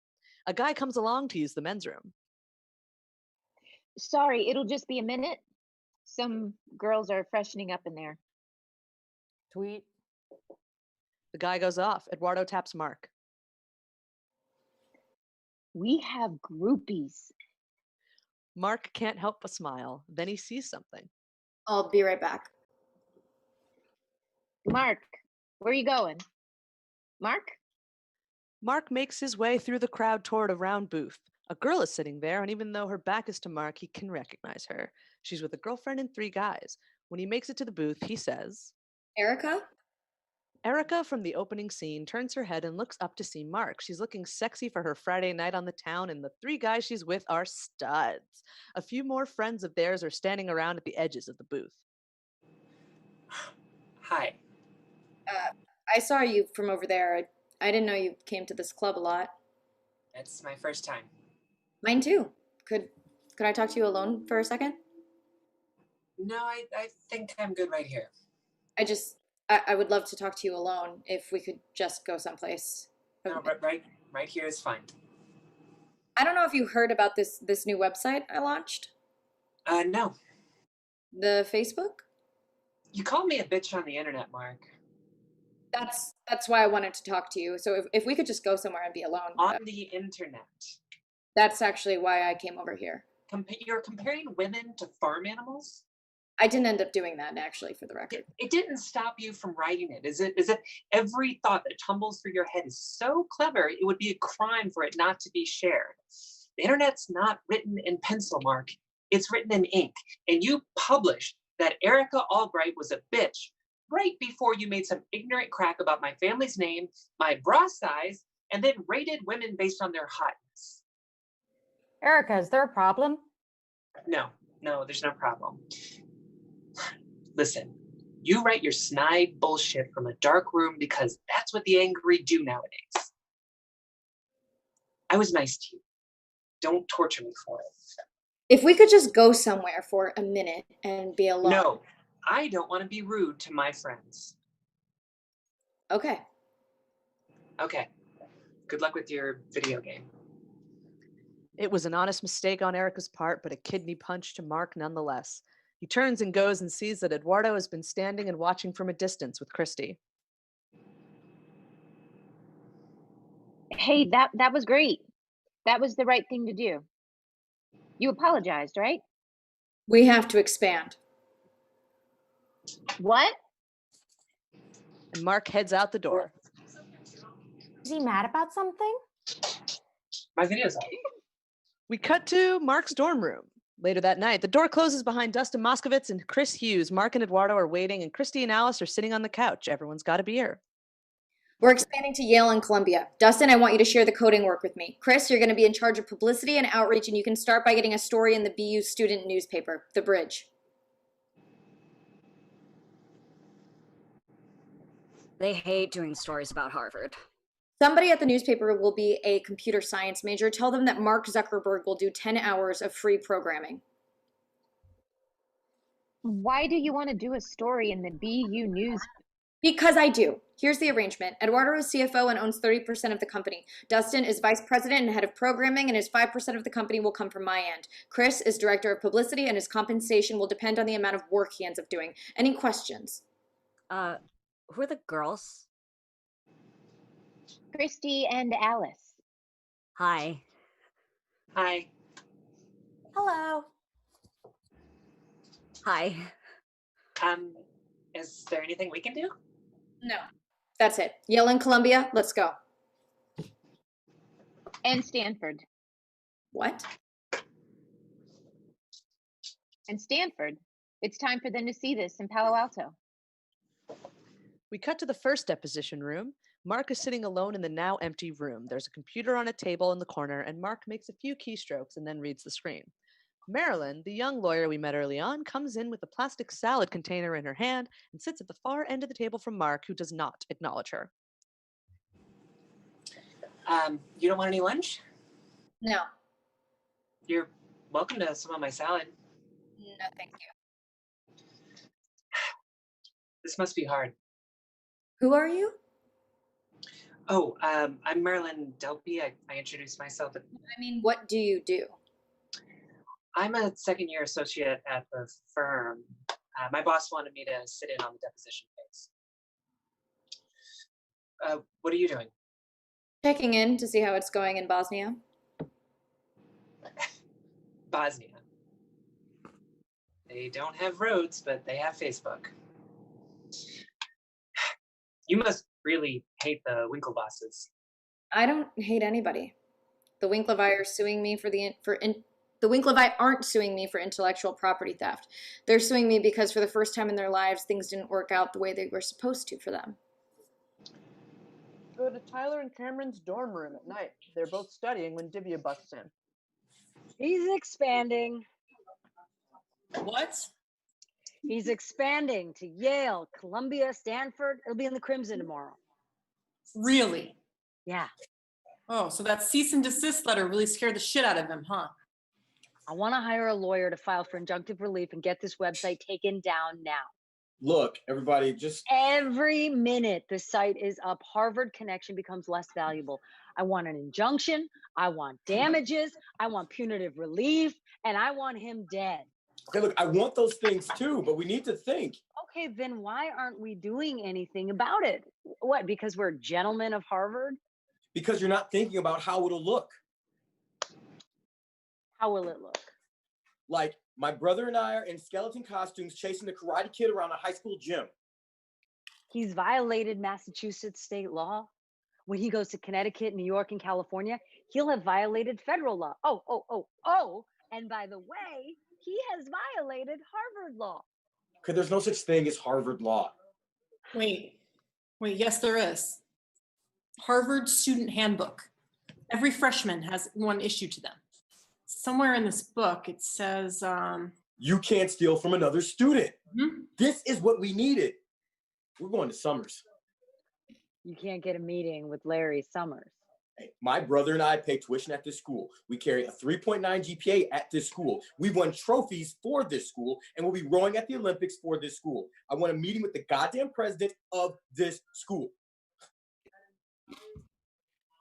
Wait, why Stanford? Why do you think? We cut to a girls' college apartment in the morning. We're in Palo Alto, California. A pretty 20-year-old co-ed, Amy, pulls a curtain open and the darkened room immediately fills with unwelcome sunlight. Amy's wearing nothing but a Stanford sweatshirt as a skinny 22-year-old guy who's lying on her futon wakes up. There's other evidence on the walls that we're at Stanford University. There are also pieces of Amy's clothing strewn about. The young man on the futon is Sean Parker. Sorry, I'm late for biochem. Okay. You don't know my name, do you? Is it Stanford? I should just kick your ass. How can you go to a party, meet a girl, Amelia Ritter, but you prefer Amy. You're from Orinda, but your father's in commercial real estate, and your mother's 10 years sober. What's my major? Trombone. Really? Yeah, I remember something about a trombone. Tu fais l'amour à la jolie fille et la mets de côté. French. Your major is French. Oui. And yours? Mine, I don't have one. You haven't declared? I don't go to school. You're kidding. No. Where did you go to school? William Taft Elementary for a little while. Seriously? You're not like 15 years old or anything, are you? No. You're not like... No. So what do you do? I'm an entrepreneur. You're unemployed. I wouldn't say that. What would you say? Well, that I'm an entrepreneur. What was your latest preneur? I founded an internet company that let folks download and share music for free. Oh, kind of like Napster. Exactly like Napster. What do you mean? I founded Napster. Sean Parker founded Napster. Nice to meet you. You're Sean Parker? Aha, the shoe's on the other foot. Table which has turned. I just slept with Sean Parker? You just slept on Sean Parker. You're a zillionaire. Not technically. What are you? Broke. There's not a lot of money in free music, even less when you're being sued by everyone who's ever been to the Grammys. This is blowing my mind. I appreciate that. I have to hop in the shower and get ready for class. Biochem, even though you're a French major whose name is Amy. You passed. I'm a hard worker. There's juice or anything else you can find. Help yourself. You mind if I check my emails? Go ahead. Amy heads into the bathroom but leaves the door a little ajar. Sean steps over to Amy's pink laptop and hits a key to wake it out of sleep mode. The laptop springs to life and is open to something Sean's literally never seen before, a Facebook page. He sees Amy's picture and a short profile, her major at Stanford, courses she's taking, books she likes, club she's a member of. Amy? She can't hear him in the shower. He explores around a little more. He knows his way around a computer. He sees her friends, friend after friend after friend after friend. Jesus. Amy, Yeah? can you come out here? Just a second. There's a snake in here, Amy. What? She grabs a towel and jumps out of the shower. Where? There isn't a snake, but I need to ask you something. Are you kidding me? I could have been killed. How? By running too fast and getting twisted in the curtain? What do you need to ask me? I went to check my email and there's a site open on your computer. After you passed out last night, I went on the Facebook for a little bit. What's that? The Facebook? Stanford's had it for like 2 weeks now. It's really awesome, except it's freakishly addictive. Seriously, I'm on the thing like 5 times a day. You mind if I grab a piece of paper and a pen? Is everything okay? Everything's great. I just need to find you, Mark Zuckerberg. We cut to Larry Summers' outer office. Cameron and Tyler make small talk with the secretary as they wait to see the president of Harvard. I've never been in this building before. This building's 100 years older than the country it's in, so do be careful. Sitting in chairs. Yes. Very good. You can go in now. She points to a door and Cameron and Tyler get up, quickly straighten themselves, and walk into Larry Summers' office. Summers is on the phone at his desk as a woman in a pantsuit named Anne is nearby going over some papers. That's just their own stupidity. I should have been there. Darkness is the absence of light, and stupidity in that instance was the absence of me. Summers motions for them to sit, and they do. They take in some of the photographs around the room, Summers with Bill Clinton, etc. Catherine, I have students in my office now. Students. Undergrads. I don't know, from the looks of it, they want to sell me a Brooks Brothers franchise. All right. Summers hangs up the phone. Good morning. Good morning, sir. I'm Cameron Winklevoss, and this is my brother, Tyler. Summers reaches to the top of a pile of papers and pulls a 10-page letter off the top. And you're here because... There's silence while Summers appears to read over the letter. Either one of you can answer. Oh, I'm sorry. I thought you were reading the letter. I've read the letter. Okay, well, we came up with an idea for a website called Harvard Connection, and we've since changed the name to Connect You, and Mark Zuckerberg stole that idea, and we came to you because... I understand. I'm asking what you want me to do about it. Cameron points to a row of Harvard student handbooks on the bookshelf behind Summers.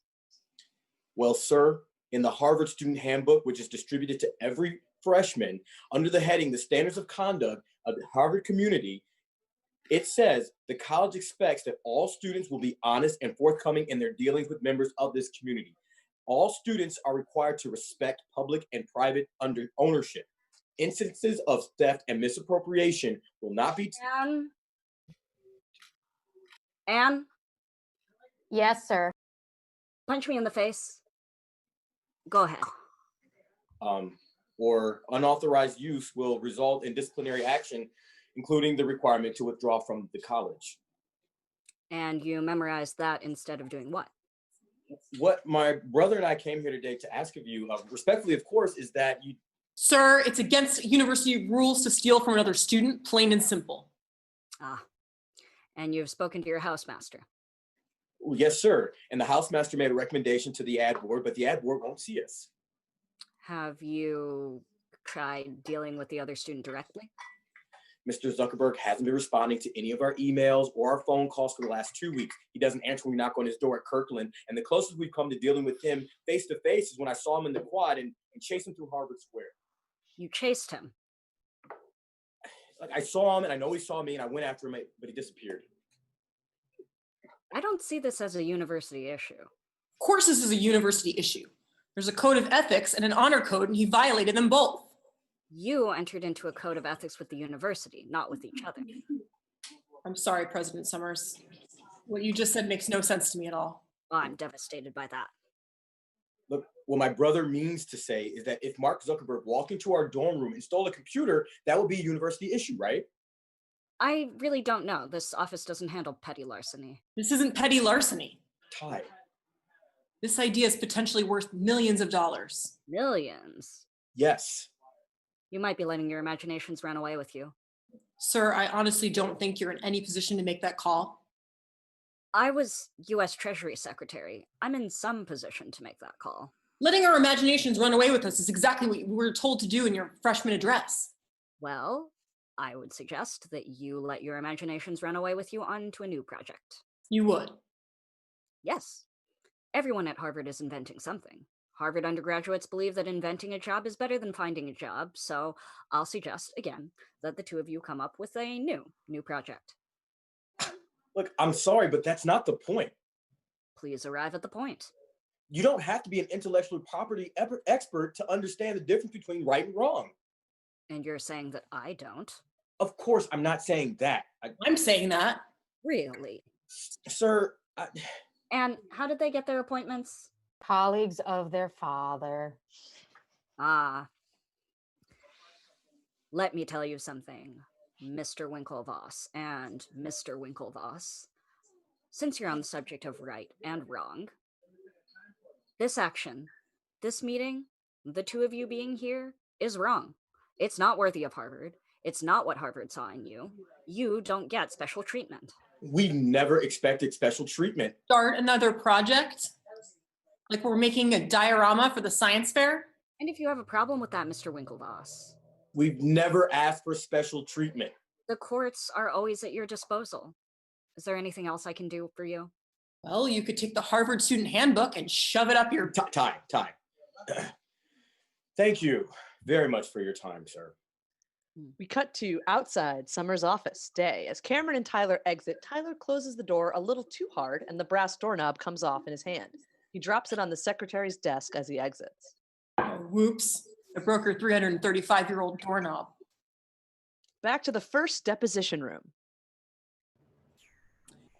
Eduardo, spring break. You and Mr. Zuckerberg took a trip to New York.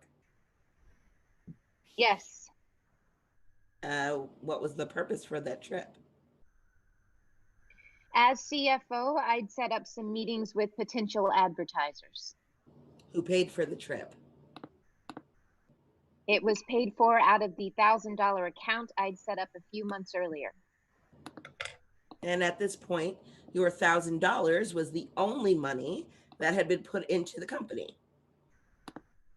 Yes. How did you feel the meeting went? They went terribly. Why? Mark was asleep. I wasn't asleep. Can I rephrase my answer? Sure. I wish he'd been asleep. We cut to an ad executive's office. Eduardo in a three-piece suit is pitching the executive. Mark, in his hoodie and flip-flops, is completely detached and staring at the floor. And we are at 29 schools now with over 75,000 members, and people who go on the Facebook tend to stay on longer than almost any other site. Now, here is the most impressive statistic. 91% of people who try it once will come back. Now, if you'll allow me. Excuse me, just 1 second. What sound is he making? Is that like a disc? It wasn't a tsk. It was more like like a glottal stop, almost like a gag reflex. Guys, what is this? We cut back to the first deposition room.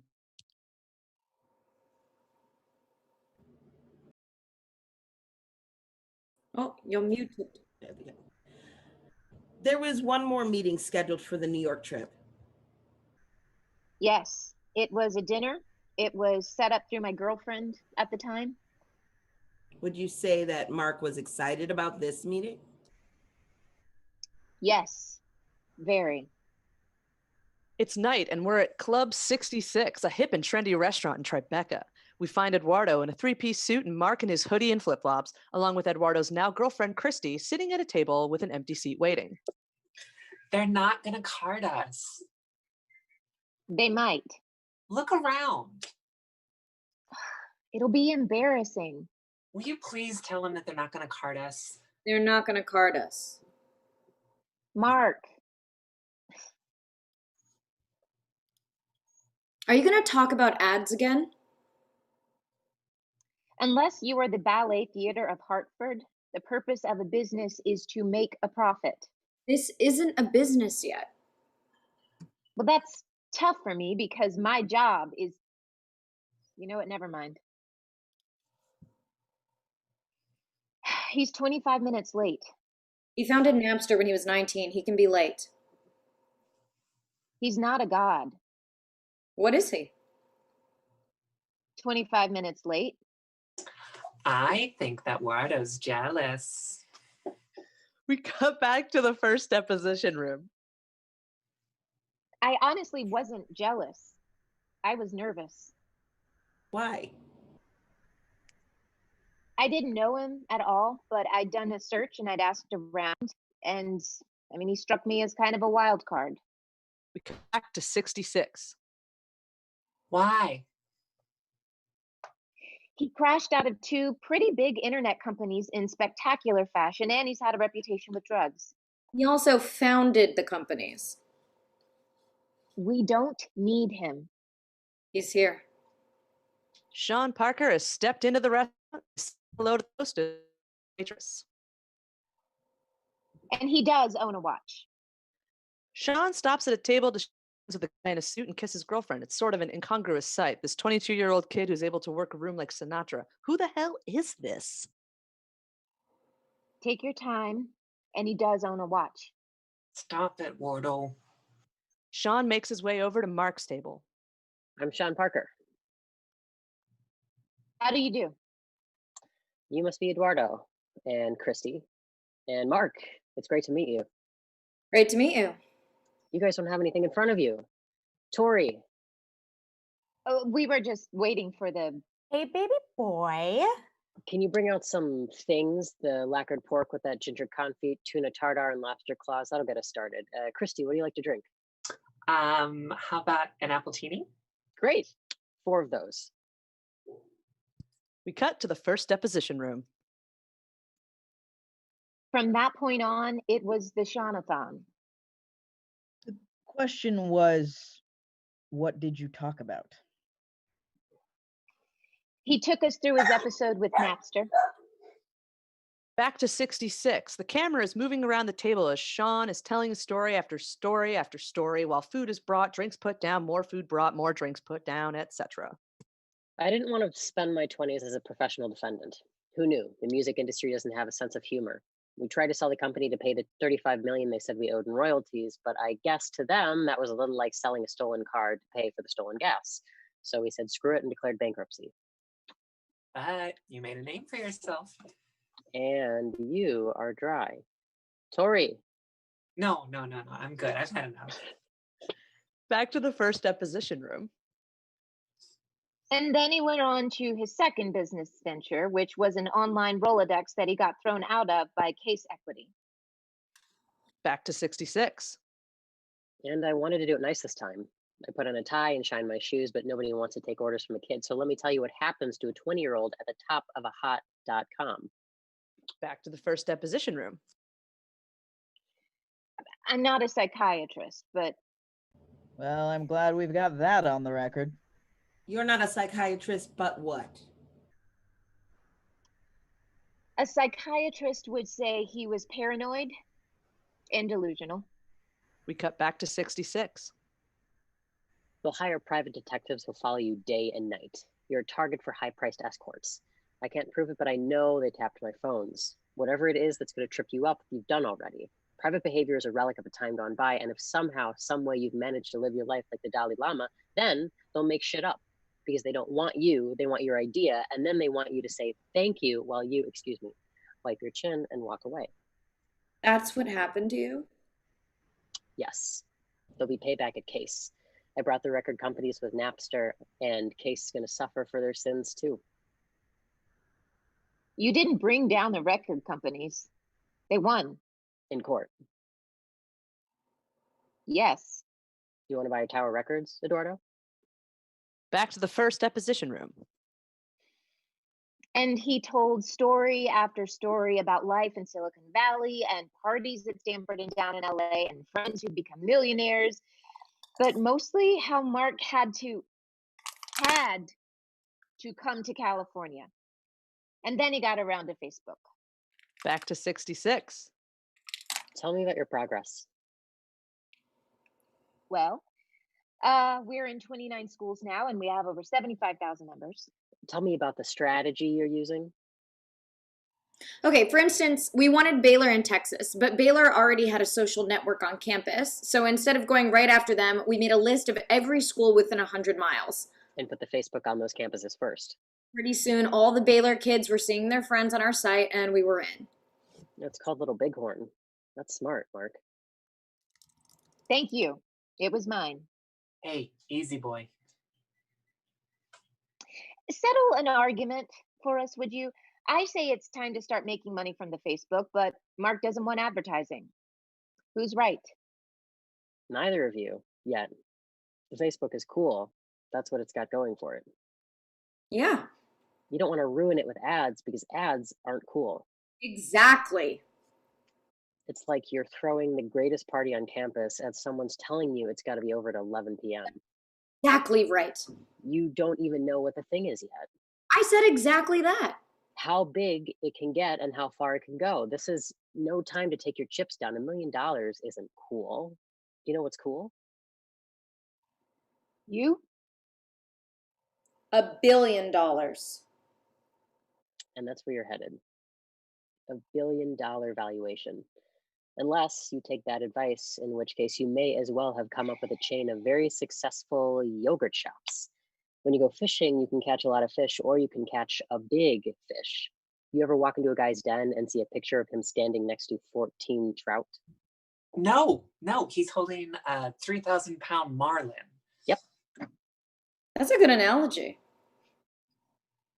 Okay, but we all know that marlins don't really weigh 3,000 pounds, right? Have you ever seen the big ones up close? I haven't, but I don't think the guy is holding a marlin the size of a Range Rover. That would be a really big fish and a very strong guy. Do you think maybe we're trying to get away from the point a little bit? I don't have a dog in this fight. I'm just a fan who came to say hi. We jump to the first deposition room. He owned Mark after that dinner. He picked up the check. He told Mark they'd talk again soon, and he was gone. But not before he made his biggest contribution to the company. Back to 66. Drop the. Just Facebook. It's cleaner. Shit. Sean heads out. Shit. They were in a taxi cab. That has got to be some kind of land speed record for talking. You want the party to end at 11. I am trying to pay for the party. There won't be a party unless it's cool. What'd you think? Sure, let's drop the "the." I meant catching the marlin instead of the 14 trout. I mean, doesn't that sound good? If you're a trout. We cut to the first deposition room. I'm going to enter this into the record. Incorporation papers for Facebook and LLC registered in Florida. To Eduardo for the record. Why Florida? That's where my family lives. And asked the respondent to stipulate that the articles of incorporation state the ownership as follows: 65% for Mark Zuckerberg, 30% for Eduardo Saverin, and 5% for Dustin Moskovitz. We stipulate. And that was April 13th, 2004. You can mark it. Do you have anything here? Yes, thank you, Mr. Saverin. Have you ever done anything that might be considered legitimate grounds for termination? No.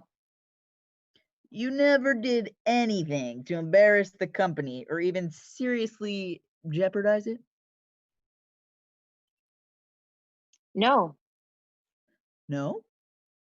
No. You were accused of animal cruelty. Wait, You weren't? this is not happening right now. I have an article here from the Crimson. Jesus Christ. We cut to Mark's dorm room. Mark's holding a crimson article in his hand. Eduardo is standing next to a crate that's holding, wait for it, a live chicken. Dustin is sitting at the desktop computer, staring at something intently. I can't have this, Wardo. Oh, come on. This is bullshit. This is another club playing a prank. Back to the deposition room. I'd gotten into the Phoenix. I had been accepted, and as part of my initiation, I had to, for 1 week, carry with me at all times and take care of a chicken. Mark's dorm room. They identify you as one of the founders of Facebook, Junior Eduardo Saverin. I'm not the expert, but being connected to torturing animals is probably bad for business. Back to the deposition room. I did not torture the chicken, okay? I don't torture chickens. Are you crazy?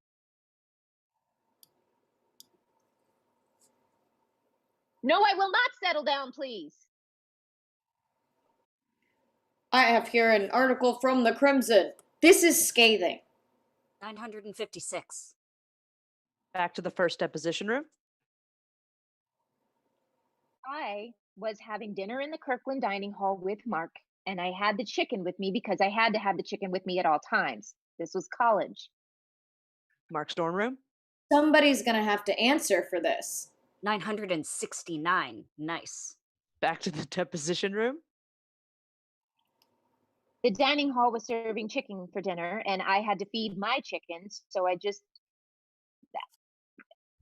took little pieces of chicken and I gave it to the chicken. Okay, someone must have seen me doing this, because the next thing I knew, I was being accused of forced cannibalism. At the end of the table, Marilyn tries but fails to stifle a small laugh. Eduardo looks down the table. Marilyn does her best to look serious. I didn't know you can't do that.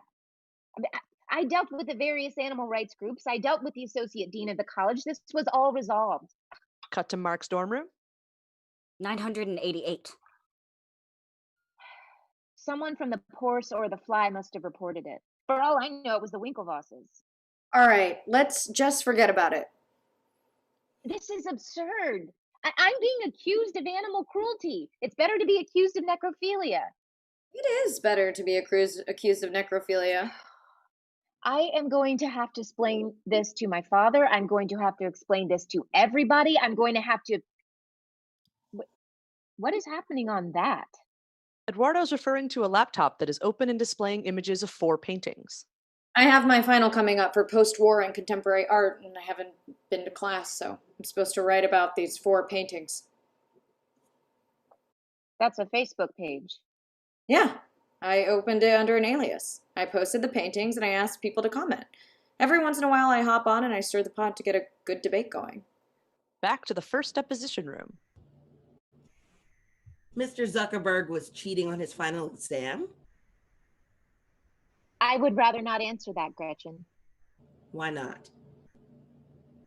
Because I'm not suing him for cheating on his final exam. That's not what friends do. Well, you just told us he was cheating. Oops. You told your lawyers that I was torturing animals? No, he didn't tell us about it at all. Our litigators are capable of finding a Crimson article. In fact, when we raised the subject with him, he defended you. Oops. Cut to Mark's dorm room. 993. We are so close. That reminds me, we're gonna need more money, Wardo. Yeah, no, I agree. More servers, more help. I'm interviewing 2 interns to come to Palo Alto, and we're gonna have to pay them something. What? I already found a house for rent on a street 2 blocks from the Stanford campus. It's perfect, and it's got a pool. When did you decide to go to California for the summer? You mean, when did I actually decide? somewhere in the middle of the Sean Parker Variety Hour. He was right. California is the place we gotta be. You're Jed Clampett? Cool. I didn't know you guys got the Beverly Hillbillies in Brazil. Yes, we got the show in Brazil. It was genius, okay? What's your problem with Sean? He doesn't bring anything to the table. He doesn't have money. Dustin's a better programmer. He has got connections to VCs. We don't need VCs. We need advertisers. And I've got connections to VCs. The real players. And he's got, as someone, look, who has just really embarrassed the company in a bad way, I wouldn't necessarily be talking. It was the Winklevosses, Mark. Hang on. Hit refresh. Dustin hits refresh on the desktop computer, then smiles. 150,004. 150,000 members, Wardo. Congratulations, dude. Congratulations. You don't think that it was strange that he was followed by private detectives? Who came up with nothing. Enough to get him out of the company. The drugs, the girls. You don't know that any of that's true. You can read about it. And I can read about you torturing birds. Since when does reading something make it true? Don't fish eat other fish? The marlins and the trout? What's he talking about? I'm interviewing interns at 10 tomorrow night in the CS lab. Get on board with this, man. You know, I don't know what else to say. We cut to the computer science building basement corridor. Eduardo steps through double doors and stops for a moment as he hears an odd sound, raucous cheering from a crowd that's gathered in one of the classrooms. Eduardo enters the classroom where 60 or so students are in a semicircle, 5 and 6 deep, cheering on the contestants for the internship. All the desks in the room have been moved to the sides and 5 desks with laptops set up in the middle. Next to each laptop is a shot glass filled with Jack Daniels. Dustin's holding a watch and Mark is walking slowly back and forth between the 5 interviewees who are intensely typing at their keyboards. Eduardo slowly makes his way through the crowd to Mark. He can see that on the computer screens are a whole lot of numbers and letters that neither he nor we can understand. He stands next to Mark and watches this for a moment. Every once in a while, one of the contestants will throw back their shot at Jack Daniels, which will instantly get refilled. Throughout all of this, the cheering continues. Eduardo! Yo. Hey, Mark? Yeah. What's going on? They have 10 minutes to get root access to a Python web server, expose its SSL encryption, and then intercept all traffic over its secure port. They're hacking. Yes, all behind a Pix firewall emulator. But here's the beauty. You know I didn't understand anything you just said, right? I do know that. What's the beauty? Every 10th line of code written, they have to drink a shot. And hacking's supposed to be stealth, so anytime the server detects an intrusion, the candidate responsible has to drink a shot. I also have a program running that has a pop-up window appear simultaneously on all 5 computers. The last candidate to hit the window has to drink a shot. Plus, every 3 minutes, they all have to drink a shot. 3 minutes! All 5 candidates drain their shot glasses and slam them down where they get refilled. Can I ask, what part of the interns' jobs will they need to be able to do drunk? You're right. A more relevant test might be seeing if they can keep a chicken alive for a week. That was mean. Eduardo hands Mark a thick envelope. Here. What's this? I opened a new account and put $18,000 in it. Will that get you through the summer? Mark looks at Eduardo. Suddenly, 2 of the candidates' hands shoot up almost at the same time. Here, right here. Mark glances over at the first screen, then the second. Welcome to Facebook. The place erupts. The 2 winners are hugging each other and getting wild congratulations from the crowd. Mark looks back at Eduardo and smiles. Eduardo gives him a pat on the back, and we cut to the first deposition room. $18,000. Yes. In addition to the $1,000 you'd already put up. Yes. a total of 19,000 now. Yes. Hang on. I'm just checking your math on that. Yep, I got the same thing. May I continue? After expressing misgivings about Mr. Zuckerberg taking the company and moving it to California for the summer, why did you put $18,000 in an account for his use? I figured that we were partners and I wanted to be a team player. I figured Mark, Dustin, and the new interns could work on the site while I was generating advertiser interest in New York. But I mean, mostly I figured how much could go wrong in 3 months. We cut to Palo Alto. We're outside the Palo Alto house. It's a small campus area house as loud music plays. A zip line is tied from the chimney and runs down over a small swimming pool where it's attached to a telephone pole on the other side. Mark is standing in the pool and videotaping. Videotaping as I lost my place. Dustin. Dustin, who's on the roof, grabs the handle, takes off, and jumps into the pool to everyone's cheers. The handle gets pulled back on the rope, an intern grabs it, jumps, and the brick chimney comes crashing down. The intern drops into patio furniture as bricks from the chimney come cascading down. No one moves. I'm okay! You sure? Yeah! Yikes. And at that moment, a stray brick drops from the roof and crashes through a glass patio table. From inside, the doorbell rings. That's the doorbell. I didn't know we had a doorbell. Andrew, get the door. No, he's wired in. That's gonna cut into the security deposit. Mark walks into the house. The place is computer geek paradise. Computers are everywhere, along with some of the empty boxes they came in. Pizza boxes, Chinese food containers, empty beer bottles, and whiteboards filled with indecipherable code fill the room. There are a couple of large mattresses on the floor and a large map of the US with pins and tags showing the schools where they've already put Facebook, and different pins showing the schools they're going for. As Mark walks to the door, he walks past Andrew, who's sitting at a computer writing code and completely oblivious to everything around him. Andrew. Not now. Good boy. Mark gets to the door and opens it. He's stunned to see Sean Parker standing there with his girlfriend, Sharon. Sean? Mark, do you live here? Yeah. Do you? We were right across the street. We saw the chimney come down. Yeah. And is anybody hurt? No. Do you live across the street? I'm Sharon. This is my Sharon. She lives across the street. I was helping her move out when we saw the chimney. Yeah, we had a zip line to the pool. You came to California. Yeah.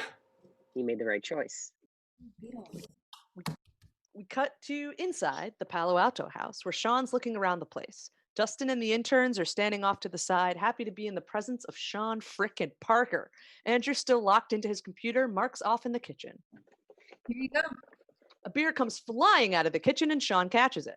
Sharon. Another beer comes flying out, which Sharon had no idea was coming, and it smashes into the fireplace. I'm so sorry. I didn't know you were. No problem. Here you go. Wait. And another bottle comes flying out that Sharon is not ready for, and it crashes to the floor. This house and this team are great. It's exactly what it should be. I'm Sean Parker.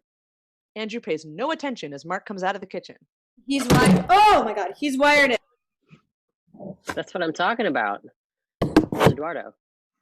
He's got an internship in New York. Eduardo did come out. We cut to Ruby Sky, an ultra-hip San Francisco nightclub. It's a 100-year-old theater that's been converted into a 21st century hotspot for Silicon Valley's rock stars. The lower level is a giant dance floor. The staircase leads up to the second level, which is all VIP tables that look out over the dance floor. And that's where we catch up with Mark and Sean. Sitting next to Sean is a beautiful woman, and there's another standing behind him and leaning against the couch. Mark and Sean have to speak up above the music. I was crashing there for a little bit while I'm taking care of some things, but she's done for the summer, so she's back at her parents' place. The homeless rock star of Palo Alto. What's your plan for the summer? Mark. Sorry, I was looking at the architecture. I asked what your plan was. 100 schools by the end of the summer.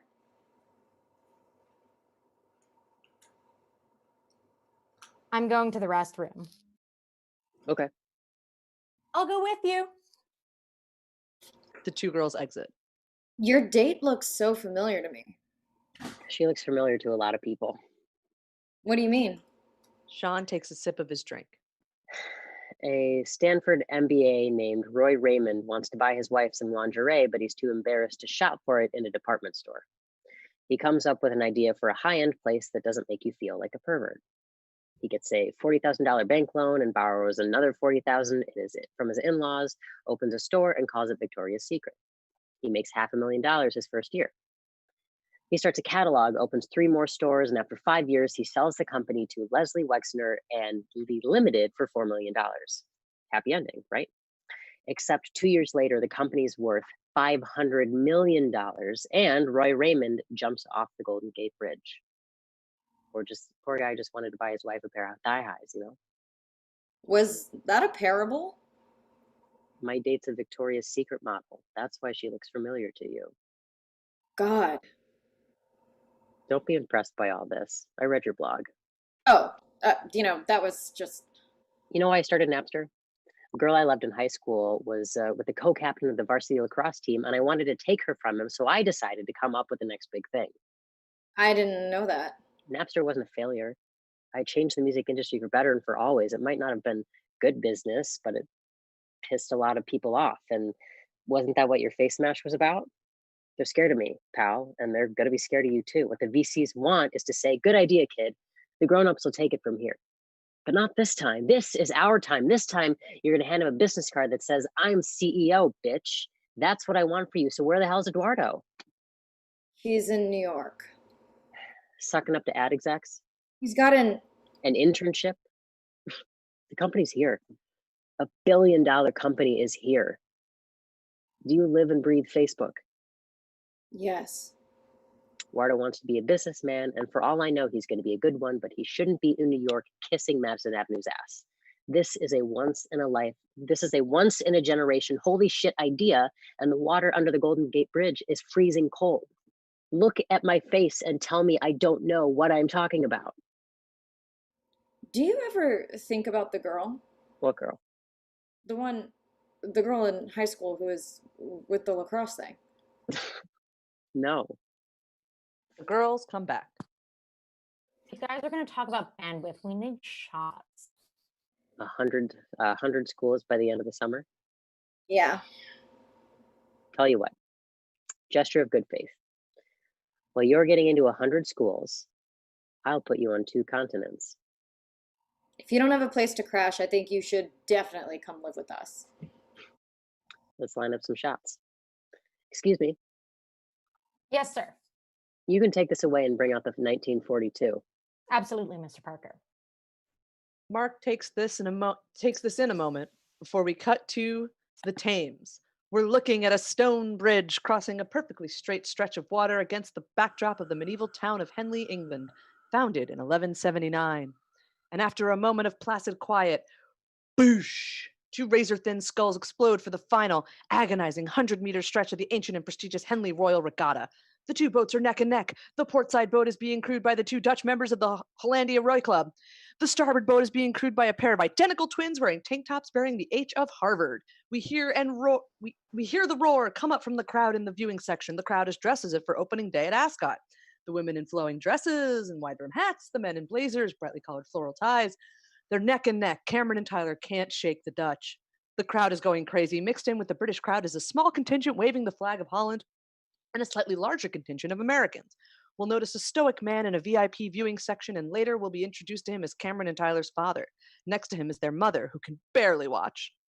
25 meters and the Dutch and American fans are going crazy. Even the British aristocracy can't help but get caught up in the closest race in the history of the competition. The father is silently willing his boys one more fraction of boat speed. The mother has her hands over her mouth in praying position. Pop! The Finnish gun is fired into the air. The oars come out of the water and the bodies of the crewmen slump over. Cameron turns his head to the cheering crowd to see the Dutch group holding a giant flag and jumping up and down. The Americans bring their giant flag down and fold it up. The 2 Dutch crew members pump their fists in the air and hug as the 2 boats skim along to a gentle stop. The mother drops her head and looks down. The father refuses to look away. From Cameron and Tyler, just the breathing. We cut to an award ceremony. Cameron and Tyler are watching as the Dutch team is having their picture taken with their newly won trophy in the press room. Tyler doesn't want to watch anymore and steps into a reception room where an aide greets him. Mr. Winklevoss. Sorry, brilliantly, this is where they play Flight of the Bumblebee while they row, and it's an incredible. Mr. Winklevoss. Tyler. Tremendous race. Thank you. Cameron comes along.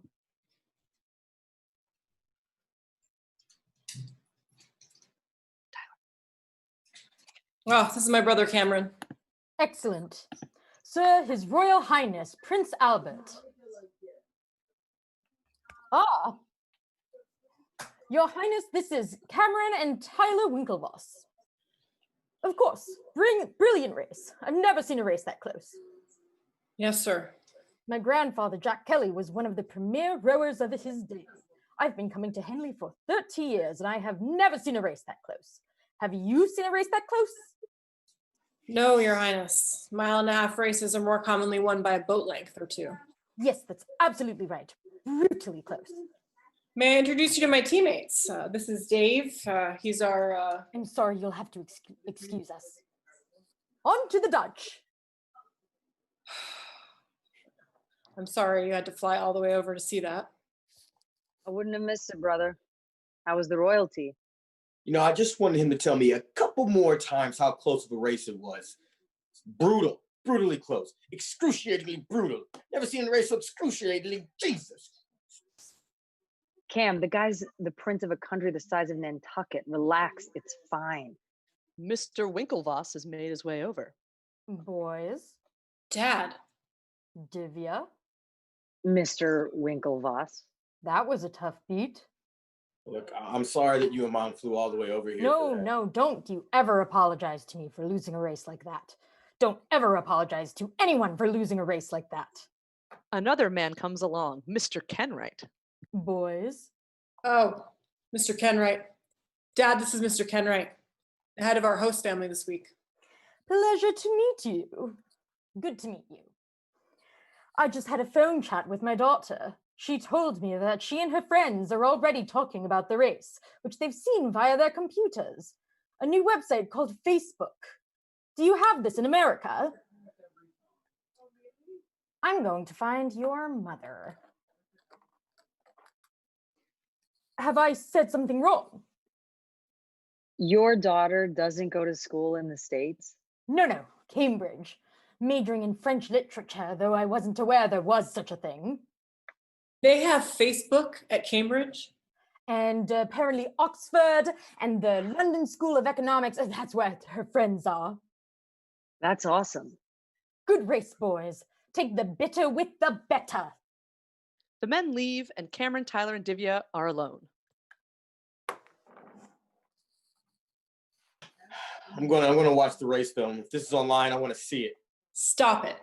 Stop it, Cameron. Knock it off. I don't mind that we lost to the Dutch today by less than a second. It was a good race. That was a fair race. And they'll see us again. What I mind, and what you should mind, is showing up on Monday for a race that was run on Sunday. We tried talking to them ourselves. We tried writing a letter. We tried the ad board. We tried the president of the university. And now I'm asking you for the last time, let's take the considerable resources at our disposal and sue him in federal court. Come on. I need a real drink. Ah, screw it. Let's gut the freaking nerd. That's what I'm talking about. We cut to the Palo Alto house at night. There's a thunderstorm going on outside, and rain is beating hard against the windows. Dustin, Andrew, and the interns are hard at work writing code. Green Day is pumping from the speakers. Sean is pacing the house on a cordless phone while two young women dressed to go out for a party are at the moment each on a free computer playing each other in a game of Counter-Strike. Basically, they're shooting at each other and missing and laughing their heads off. Haha, women. It wouldn't appear as if the house has been cleaned since the last time we saw it, and in fact, there are signs of more wreckage as well as futons, pillows, and blankets on the floor. There's also a 12-foot-long bong that reaches the middle landing of the staircase. Check it out. I saw him today. Mitchell Manningham, my case equity guy. Hang on. Are you guys using spikes or ghost missiles?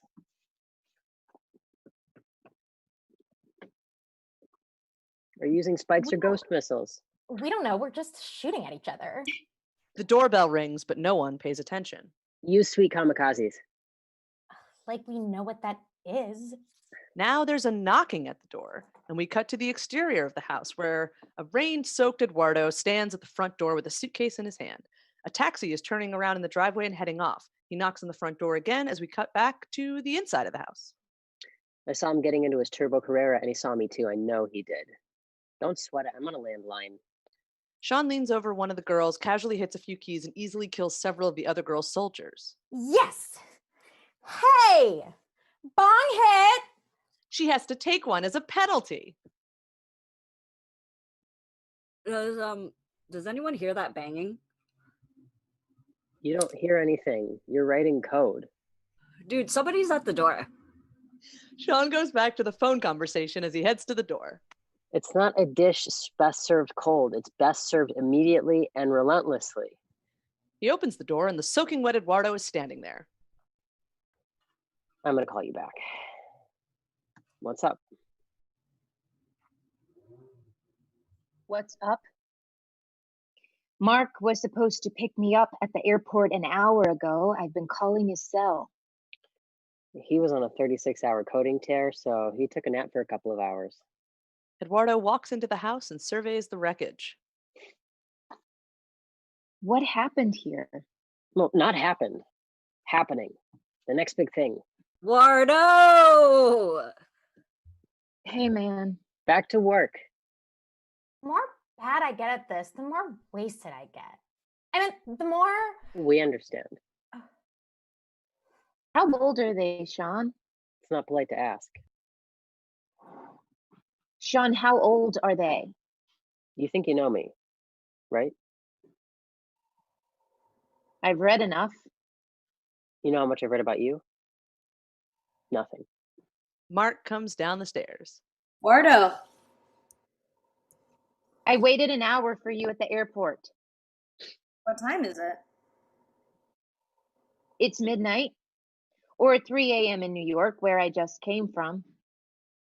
You've got to see some of the new stuff we've got. Dustin, show him the wall. I'm just calling it the wall. Forget the wall. Tell him about the meeting I've got set up. You know Peter Thiel? No. No reason you should. He just runs a $2 billion hedge fund called Clarium Capital. Why is he setting up meetings? Thiel may want to make an angel investment. I don't care if he is an actual angel. Why is he setting up business meetings? You've had a long flight. No, I've had a long wait on the tarmac at JFK and then a long wait at the passenger loading and unloading zone at SFU. And in between, there was a long flight.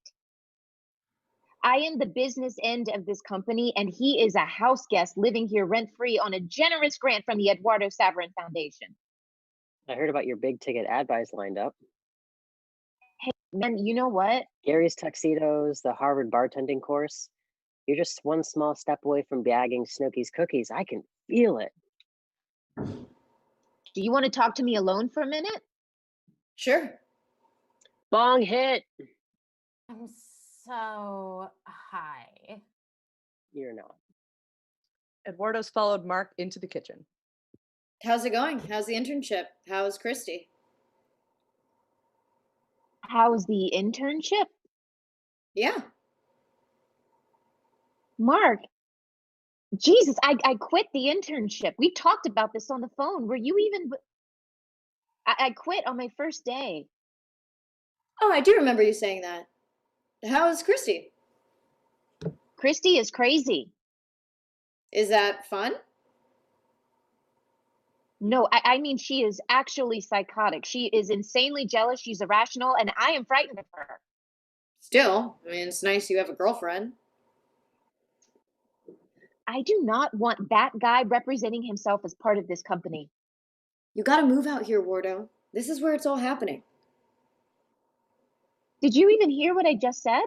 The connections, the energy. Mark. I'm afraid if you don't come out here, you're gonna get left behind. You know, I need you out here. Okay, please don't tell him that I said that. What did you just say? It's moving faster than any of us ever even imagined. And what do you mean get left behind? It's moving fast. And Sean even thinks that Sean is not a part of this company. We have over 300,000 members, Wardo. We're in 160 schools, including... I am aware of that. 5 in Europe. I am aware of that, Mark. I'm the CFO. We need more servers than I ever imagined we'd need. We need more programmers, and we need more money. And he set up the Teal meeting. He's set up meetings all around town. He set up other meetings? Yeah. Without me knowing anything about it? You're in New York. I am in New York riding subways 14 hours a day trying to find advertisers. Oh, and how's it going so far? What did you mean get left behind? Eduardo looks at Mark for a long moment before we cut to a Bank of America branch. Eduardo comes through the doors with a single-minded intent, heads past the tellers and straight to a desk, where he takes a bank book out of his pocket and slaps it on the desk. Can I help you? I'd like to freeze this bank account and cancel all existing checks and lines of credit. May I see some ID, please? Yeah, sure. We're at Peter Thiel's outer office now. We're in the offices of a guy whose hero is Gordon Gecko. Mark and Sean are waiting, seated side by side, for a verdict. Sean's wearing his best Prada, Mark's wearing his hoodie and Adidas flip-flops. After a moment, an assistant comes out. Sean, he'll be right with you. No problem. You know this is where they filmed Towering Inferno. That's comforting.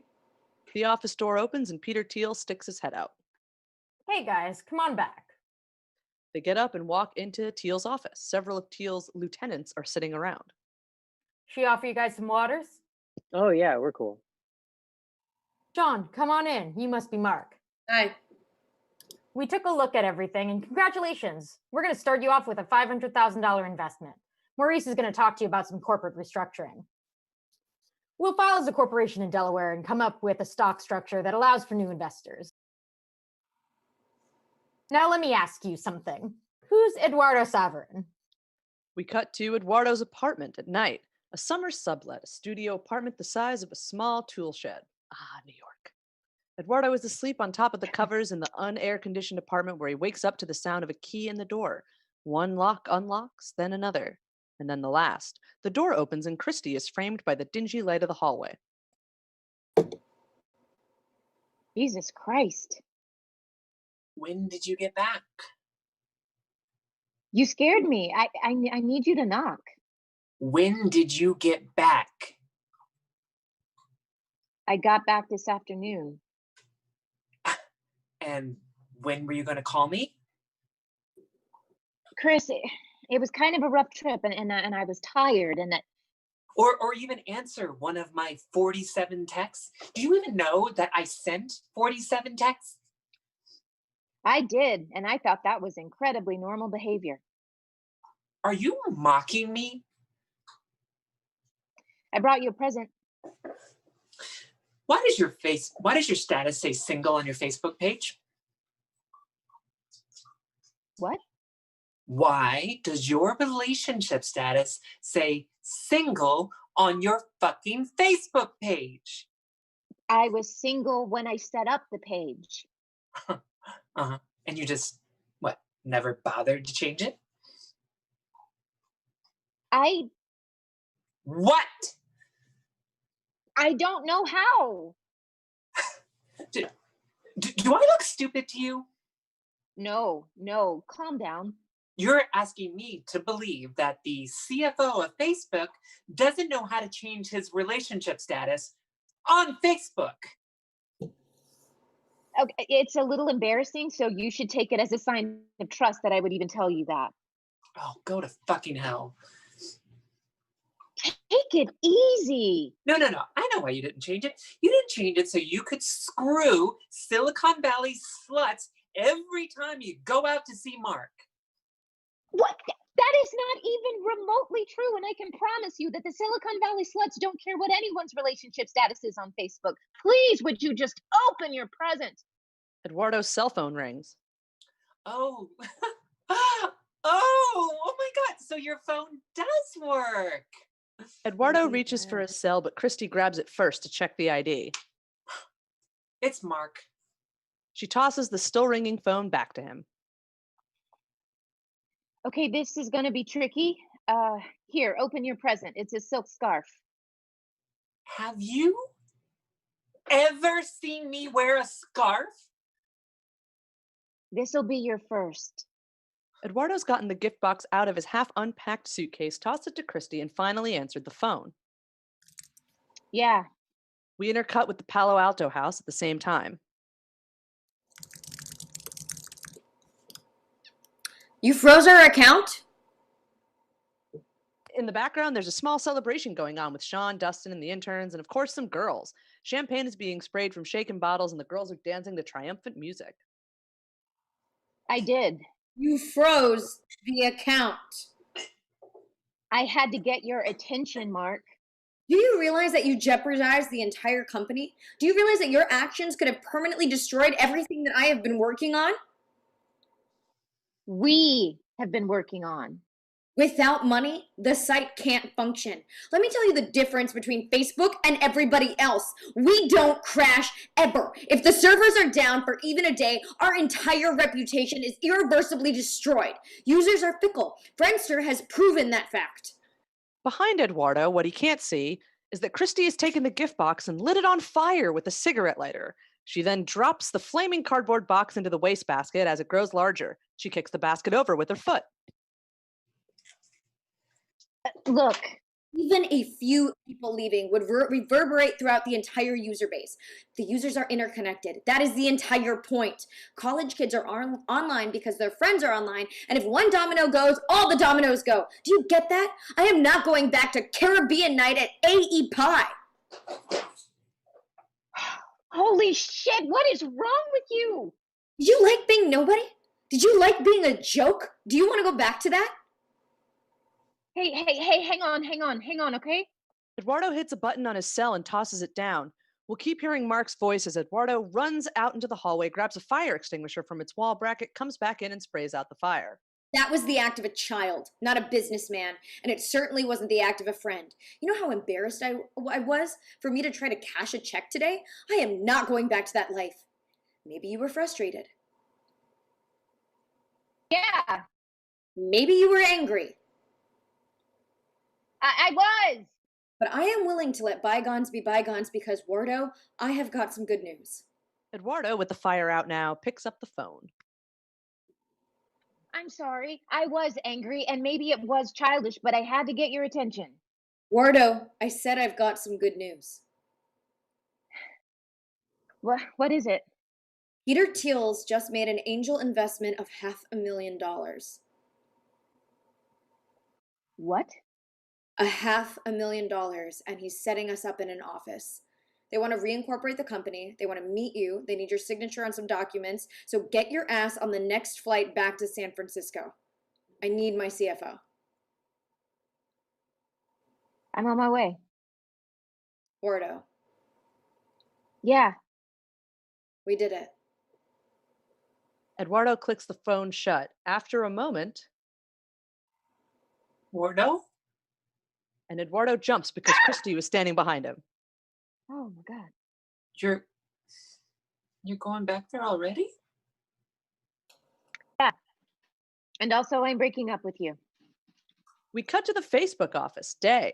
A glass conference room in the corner of a glass bullpen on a high floor of a high-rise. Cartons are being unpacked. Computers are everywhere, along with bags of potato chips and boxes of cereal. In the conference room, Eduardo is sitting with 3 lawyers at a round glass table, and documents have been put out in front of him. We can see through the glass that Mark is working at a computer nearby. Sean is also hovering in the background. 4 documents. The first 2 are common stock purchase agreements, allowing you to buy stock in the newly reincorporated Facebook, as opposed to the old shares, which are now worthless. The third is the exchange agreement, allowing you to exchange the old shares for new shares, and then finally a voter holding agreement. How many shares of stock will I own? 1,328,334. Jesus Christ. That represents a 34.4% ownership share. Why the increase from the original 30%? Because you may need to dilute it to award shares to new investors. I like working with business majors. Economics. You should know that Mark's already taken his percentage from 60 down to 51. Mark doesn't care about money and he needs to be protected. Dustin Moskowitz owns 6.81%, Sean Parker 6.47%. I can live with that. And Peter Thiel 7%. Would you like to use my pen? We cut to the first deposition room. It's dusk now, and Eduardo seems lost in thought.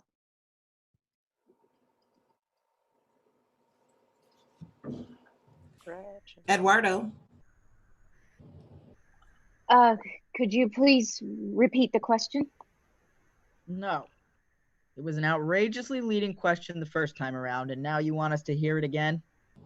Yes. Would you read it back again, please? Well, go ahead.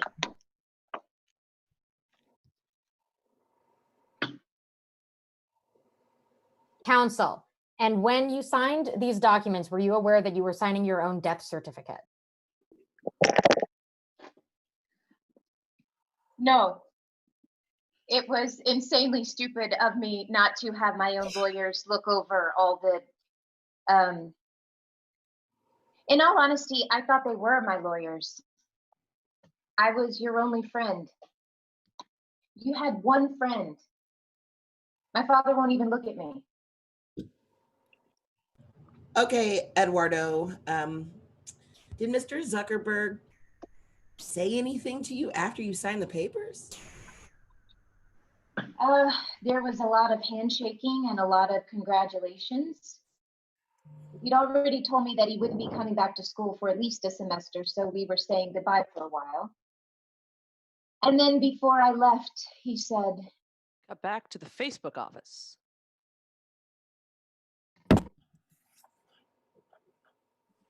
But you got to come back. Somewhere around the end of November, early December. Peter wants to throw us an amazing party when we hit 1 million members. It's going to be out of control. You've got to come back for it. 1 million members. Yeah. Remember the algorithm on the window at Kirkland? Yeah. Yeah, I'll be there. Exterior San Francisco Street. A brand new black Escalade pulls up in front of a gleaming glass and chrome office building. Sean is at the wheel, and Mark in the passenger seat is wearing brightly colored pajamas with his hair a mess. They get out of the car and huddle on the sidewalk. You sure about this? You're 20 minutes late. You're going to walk in there and say you overslept and you didn't have time to get dressed. They're going to pitch you. Case Equity is going to pitch you. They're going to beg you to take their money. You're going to nod. You're going to nod. You're going to nod, and then you're going to say, which one of you is Roth? No, not Roth, Manningham.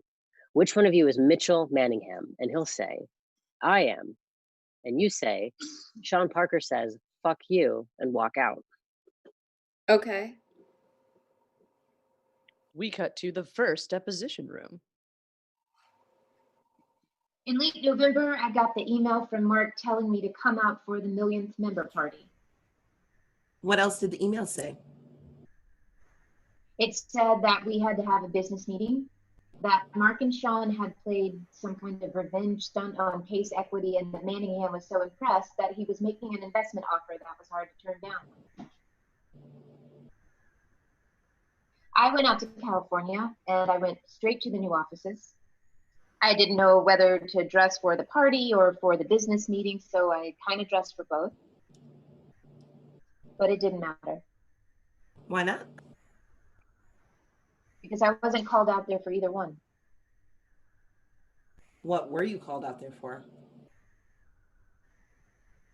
An ambush.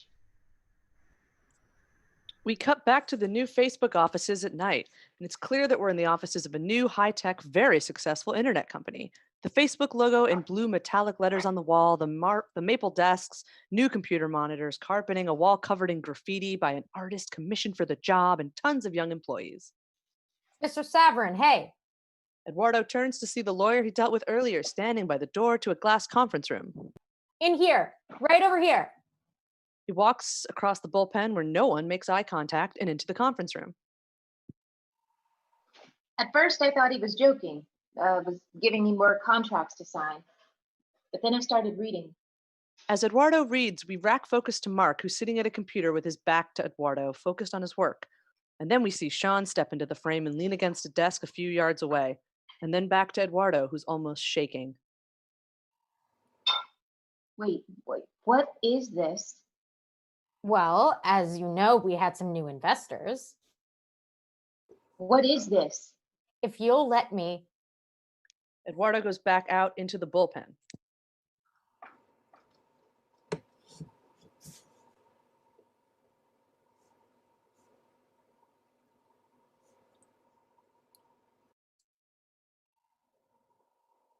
I think we can't hear you. You're not muted, but we lost you.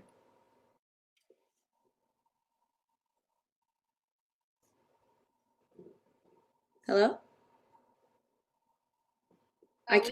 We can't hear you, Jasika. Don't know what has happened.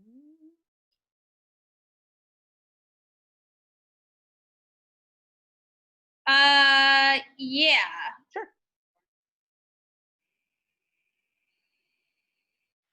Yeah, we'll be right back. 2 seconds. 2 seconds.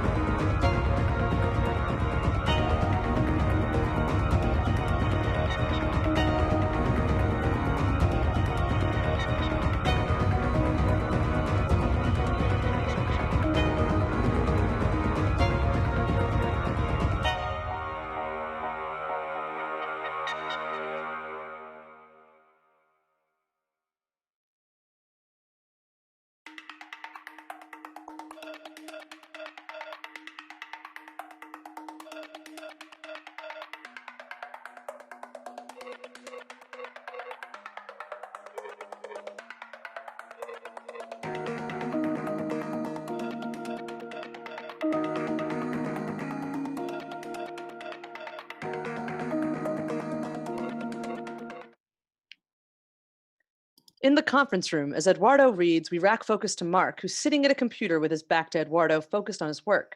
We then see Sean step into the frame and lean against a desk a few yards away. And then back to Eduardo, who's almost shaking. Wait, what is this? Well, as you know, we had some new investors. What is this? If you'll let me. Eduardo goes back out into the bullpen. Mark? Mark. He's wired in. I'm sorry? He's wired in. Is he? Yes.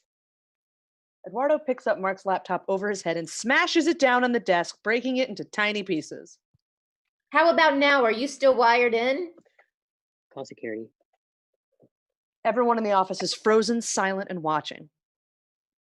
You issued over 24 million new shares of stock. You were told that if new investors came along, that your shares could be diluted. How much were your shares diluted? How much were his shares diluted? Back to the first deposition room. What was Mr. Zuckerberg's ownership share diluted down to? It wasn't. What was Mr. Moskowitz's ownership share diluted down to? It wasn't. What was Sean Parker's ownership share diluted down to? It wasn't. What was Peter Thiel's ownership share diluted down to? It wasn't. And what was your ownership share diluted down to? 0.03%. We cut back to the new Facebook offices. You signed the papers. Set me up. You're going to blame me because you were the business head of a company and you made a bad business deal with your own company? It's going to be like I'm not a part of the Facebook. It won't be like you're not part of Facebook. You're not part of Facebook. My name is on the masthead. You might want to check again. This is because I froze the account? You think we were going to let you parade around in your ridiculous suits pretending you were running this company? Sorry, my Prada's at the cleaners along with my hoodie and my fuck you flip-flops, you pretentious douchebag. Security's here. You'll be leaving now. I'm not signing those papers. We'll get the signature. Tell me this isn't about me getting into the Phoenix. You did it. I always knew that you did it. You planted a story about the chicken. What is he talking about? You had me accused. Seriously, what the hell's the chicken? And I'll bet what you hated the most is that they identified me as a co-founder of Facebook, which I am. You better fucking lawyer up, asshole, because I am not coming back for my 30%. I am coming back for everything.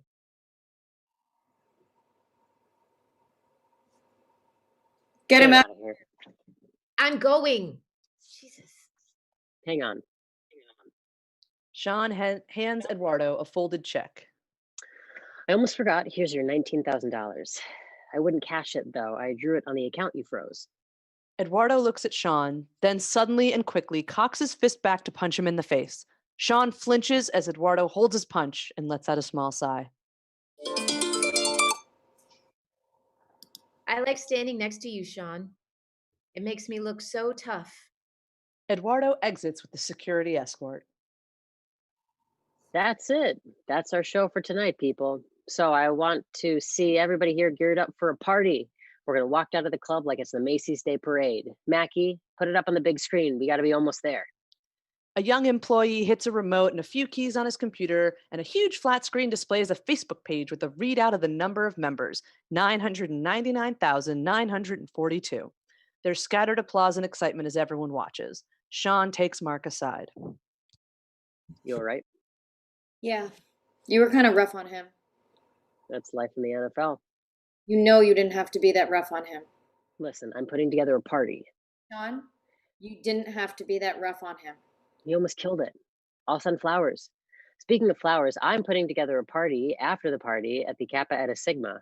Ashley's a sister. Ashley? The intern. No, yeah, I know who she is. Are you guys... Ashley? Me? No, a little bit. Oh no, do you like her? Dude. No, I was just... No. An intern, Ashley, comes along with a small package. Excuse me, Mark? We were just talking about you. Just that you're doing a really good job. Thanks, I appreciate that. These came in for you. Put them on my desk. What's the package? Nothing. Mackie! Yes, sir! Refresh! Mackie hits the refresh key and the big screen shows 1,046 members. Cheers erupt throughout the place. Sean grabs Mark and hugs him, but Mark doesn't quite hug back. We cut to a sorority house. Later that night, we can hear the thumping music coming from the party inside, and college kids have spilled out onto the front lawn of this pristine 4-columned house. Inside, it's dark, but we can make out people dancing. The place is packed. We cut to a bedroom. We hear the thumping music from the party. Sean's in there with a couple of guys, Ashley and 2 other girls. Sean's got his cell phone out and will snap a picture every once in a while.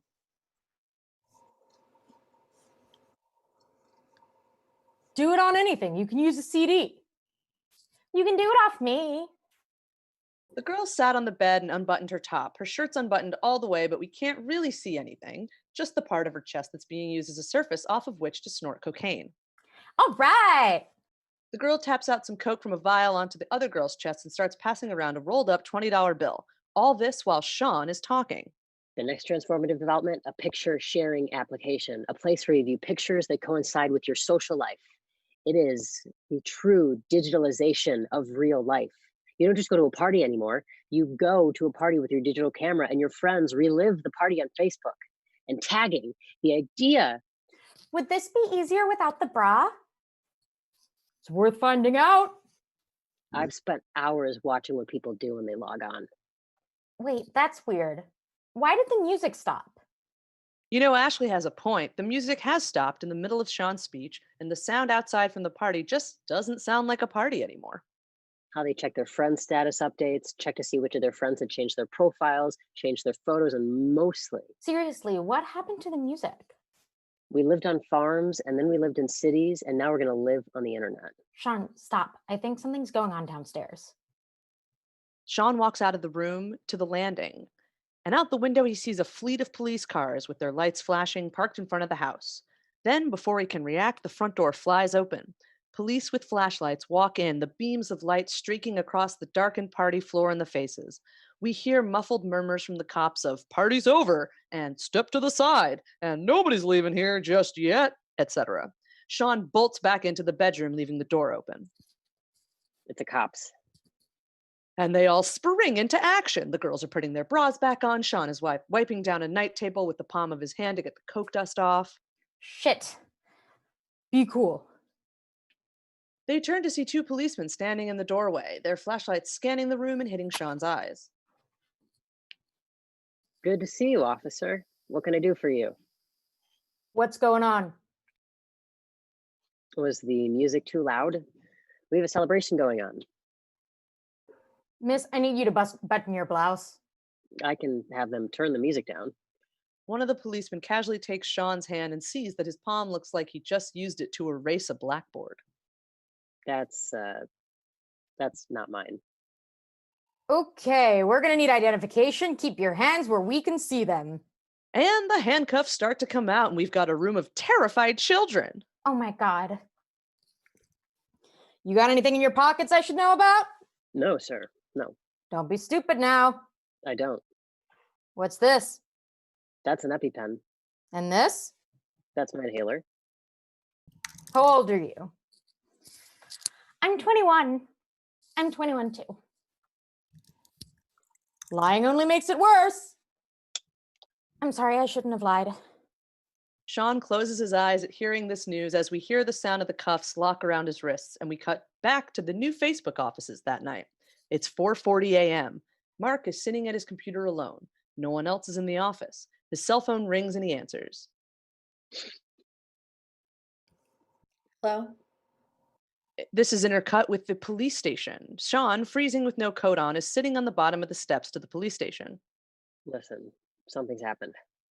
We see Mark listening on his end, but can't hear Sean's end of the conversation. Shit. It's all right. It's going to be all right. I posted bond and I wasn't doing anything. I mean, I've got allergies, so I can't. We're back on Mark's side. He listens and listens. Interns? Back to Sean's side. Sorry. This is going to be news, Sean. It's going to be online any second. I know. You know, with an intern and... It's cool. I've got it under control. I'll get it under control. I'll call someone and see what the next move is. But this is going to be news now. You don't think Eduardo was involved, do you? Do you think that... Or Manningham? One of them? Somebody sent that coke in there because it got in there, you believe me. This is going to be fine, right? Go home, Sean. Mark clicks the phone shut. He sits there a moment. He looks at the small package that Ashley dropped on his desk earlier. He opens the box, 1,000 brand new business cards. He takes one of the business cards out and looks at it. It says, "I'm CEO, bitch." And over this, we hear a woman's voice. Mark? We're back in the first deposition room at night. Mark is sitting alone in the conference room. The only one left is Marilyn, whose voice we just heard. Mark. We're done for the day. Yeah. Yeah, I was just sitting here. What happened to Sean? He still owns 7% of the company. All you had all day was that salad. Do you want to get something to eat? I can't. I'm not a bad guy. I know that. When there's emotional testimony, I assume 85% of it is exaggeration. And the other 15%? Perjury. Creation must need a devil. What happens now? Well, Cy and the others are having a stake over on University Avenue. Then they'll come back to the office and start working on a settlement agreement to present to you. They're going to settle? Oh, yeah, and you're going to have to pay a little extra. Why? So these guys sign a non-disclosure agreement. They say one unflattering word about you in public, and you own their wife and kids. I invented Facebook. I know. I'm talking about a jury. I specialize in voir dire, jury selection, and what the jury sees when they look at a defendant: clothes, hair, speaking style, likability. Likability? I've been licensed to practice law for all of 20 months, and I could get a jury to believe you planted that story about Eduardo and the chicken. Watch what else. Why weren't you at Sean's sorority party that night? You think I'm the one who called the police? It doesn't matter. I asked the question and now everybody's thinking about it. You've lost your jury in the first 10 minutes. Farm animals? Yeah. I was drunk and angry and stupid. And blogging. And blogging. Look, pay them. In the scheme of things, it's a speeding ticket. That's what Cy will tell you tomorrow. Do you think anybody would mind if I stayed and used the computer for a minute? No, I can't imagine that would be a problem. Thanks. I appreciate your help today. You're not an asshole, Mark. You're just trying so hard to be. Marilyn, who's been putting on her coat, takes her briefcase and exits. Mark sits down at the computer. He logs onto Facebook. He types a name in the search box. Erica Albright. Erica's name and picture come up, along with Boston University 07. Mark smiles. She's on Facebook. He clicks Add as a Friend. A box comes up that reads, "Your request to add Erica Albright as a friend has been sent." Then Mark clicks to the homepage and waits for the response. And waits. And then he hits refresh. And now there's a part where we tell you what happened to all the characters. Cameron and Tyler Winklevoss received a settlement of $65 million and signed a non-disclosure agreement. They rowed for the U.S. Olympic team in Beijing and placed 6th. Mark, by the way, still waiting, hits refresh. Eduardo Saverin received an unknown settlement. His name has been restored to the Facebook masthead as a co-founder. Mark is settling into his chair. He'll wait all night if he has to for that friend request. Facebook has 500 million members in 207 countries. It's currently valued at $25 billion. Mark Zuckerberg is the youngest billionaire in the world. Mark, still sitting at the table, waits and waits and waits, and we snap to black. The end. Thank you so much, everybody. They're a little bit behind ours, but yeah, thank you so much, everybody, for doing this. And of course, Jess is gonna take a picture. Yeah, I just, I think we can all agree that we all invented Facebook. Yeah. This is I gonna don't want to take responsibility for that. Yeah. This is going to be up on my YouTube channel. So if you want to rewatch it or if you missed it or whatever. And yeah, thank you so much for coming, and everybody say bye. Thanks, Gaby. I really appreciate this. Bye. We love doing that. Thank you.